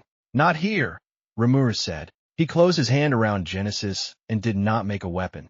He made a rule and asked the worlds to agree. Consent first. We live, he said. We keep our kitchen. If you want to look, you look from the path. You don't step in the river. If you insist, I will walk you out. The pressure at the edges paused, evaluating. It pushed as a test. Genesis didn't spike. It invited. The outside mouth tasted the invitation and, for now, pulled back. Gaia, it will come again. They all will. That's fine. We can stand. Then we post a guard, Rimuru said. Who? Malim demanded. Me, you, Rimuru said, smiling. And me, and all of us. But my main body goes. Shuna's fingers tightened around the little packet. She didn't say don't. She said, how do I tell if it's you in the kitchen? Rimuru took her hand and placed it on his chest. I'll carry the knot, he said, and I'll get the rice wrong twice a week. She sniffed a laugh. You will. Parallel body stays, he said. I'll eat and work and be yelled at. The rest of me stands at the edge with Gaia and listens. Diablo inclined his head. He said again, letting the word be a habit and a prayer. You stay here, Rimuru said, soft but firm. Protect what we built. Diablo accepted it like a weight he liked. He repeated, meaning Tempest now too. Veldora's voice floated in lighter. I can hum from anywhere, he said. I'll hum at the edge and at dinner. Good, Rimuru said. Snack first. 2, Veldora said. 2, Rimuru agreed. Benimaru straightened. Orders, eat, Rimuru said. Sleep an hour. Then normal drills. And someone tell the stream not to change. Geld grunted. I'll file the request, he said, face serious. Malim stepped in and headbutt Rimuru's forehead like she always did, gentle, a firm bonk. Proud, she said, eyes wet. Later we fight, he said. Promise, she said. Promise. Cheyenne lifted her chin. I made onigiri, she announced. They're perfect. No one is allowed to disagree. Understood, Sui said from somewhere that sounded like a corner. They broke the circle careful, Not because it was fragile now, but because it had done a job and deserved clean hands. They went to the stream at dusk. The sky did the same stubborn gray gold, always did before night admitted it was time. The stone with Satoru sat where they'd left it. The bundle of onigiri looked smaller. A fox had been honest. Rimuru knelt. "Thank you," he said to the stone, and to the water, and to the room, and to the people, and to the parts of himself that had come home. He put 2 candies down. Malim glared at the stream until it promised in her head. It didn't, but she decided it had. Not to wash them. Shuna stood beside him. "Proof," she said, palm open. He put the packet back into her hand. "I came back," he said. She tucked it into her sleeve. "You will again," she said. He nodded. "Later, then," she said. "Later." Years later. Tempest changed like a person does, slow enough that you only realized after you put 2 pictures side by side. Streets widened. Stalls multiplied. The stream took a new branch, and then put the bend back because it liked the hiccup. Children learned to throw pebbles to make it jump in exactly the right spot. Festivals got louder. The lantern lines doubled across the square. Veldora told the same joke 3 years in a row, and Malim told him to retire it. He retired it and then told it again anyway. He had a body by then. Light first, then wait. He ate 3 snacks a day. His hands came back on principle. He let Malim punch his shoulder. He pretended it hurt. Benimaru never lost a ledger. Cheyenne's onigiri got actually good, and no one knew what to do with that information for a month. Geld rebuilt a corner market twice because he didn't like how the floor bent in the winter. Sui married in secret, and then not secret, and only Rimuru knew both dates. Rigard still kept a pencil behind his ear and lost it when he tilted his head too far. Diablo wore white when everyone else wore dark because he felt like it, and no one complained because he cooked better than most. Shuna's kitchen stayed the center of the world. Rice, ginger, the dented pot, the squeaky knife handle. Rimuru burned a pan once and admitted it, and ate the edge pieces and kept the middle for everyone else. He kissed Shuna by the window when the steam fogged the glass and didn't pretend it was an accident. She kissed him back. He tightened the small white knot at his wrist when he needed to breathe steady and sometimes for no reason at all. He kept 2 bodies the whole time. The one in Tempest ate and slept and put his forehead to Malim's and wrote names by the stream when names needed writing. He argued with Benimaru about budgets. He sparred with Cheyenne and let her win sometimes and told her when he hadn't. He took on small missions personally because doing small good work reminded him how big work should behave. He held Veldora's snacks hostage for information. He laughed with Diablo when no one was watching. He let Shuna scold him for bad cuts and kissed the scolding out of her mouth when she let him. The other body stood at the edge with Gaia where the world thins. There wasn't a floor. There wasn't a sky. There were directions because he decided there should be. He didn't impose. He asked. Gaia kept the asking honest. Gaia, pressure at quadrant 7. Not a god. A habit wearing a mouth. Rimuru set Genesis to invitation and wrote a little sign in a language the outside thing could notice. Path. Watch. Do not step. If you step, I walk you out. Sometimes the outside things stepped anyway. When they did, Genesis didn't blast. It set hands on shoulders and turned them around and walked them to a door that didn't have a knob and let them through. If a thing pushed, he pushed back with permission. You can want, you cannot take. And the one had to live somewhere else. He didn't get bored. He thought he might. Gamma had been so sure. But boredom is empty when you have no one to cook for. He had people. The edge was quiet. Yes, but it was not nothing. It was a watch, and a watch's beats. He matched his heart to the stream, B.A. dumb, B.A., and it worked. Sometimes he spoke out loud, so the room wouldn't think he had forgotten how. I'll be right back, he told the edge, and the edge did nothing, which was polite. He stepped in a tempest and ate rice. Sometimes the edge spoke back in its way. It brought a new habit with old teeth and asked a question without words. Why keep them? Because I said I would. He answered and set the rule again. We live. We keep the kitchen. We don't erase for convenience. The habit left. Gaia, you're good at this. I have help, he said. Gaia, you do. He didn't need speeches. He needed to stand. He stood. One spring, the stream's stubborn rock finally rolled after a storm. The hiccup stopped. The water ran clean and straight for 2 days. The city went a little quiet, as if they were all waiting for someone to say it was fine. Rimuru walked out alone, put his boots in the shallows, and pushed the rock back with his heel until the water caught the lip again and tripped hick like it always had.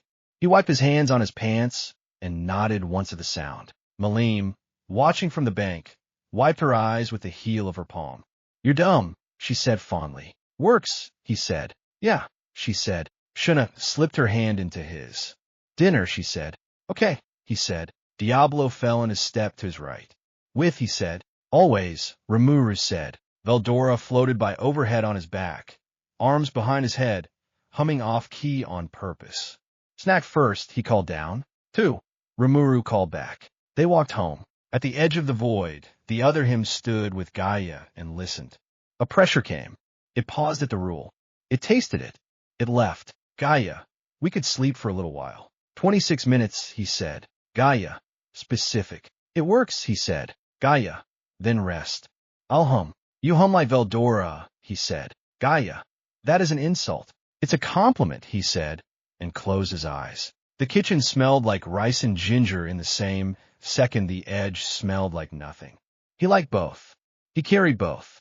He didn't have to choose one. He had already chosen carry. He slept. He woke to bowls, to people, to a stream with a stubborn rock, to a door that would open if asked, to a room he'd guard as long as he could stand and longer if he had to. He tightened the small white knot at his wrist. He checked the badge in his pocket for no reason and smiled when it wasn't there anymore, because it lived under a stone by the water like it should. "Oh," he said. It was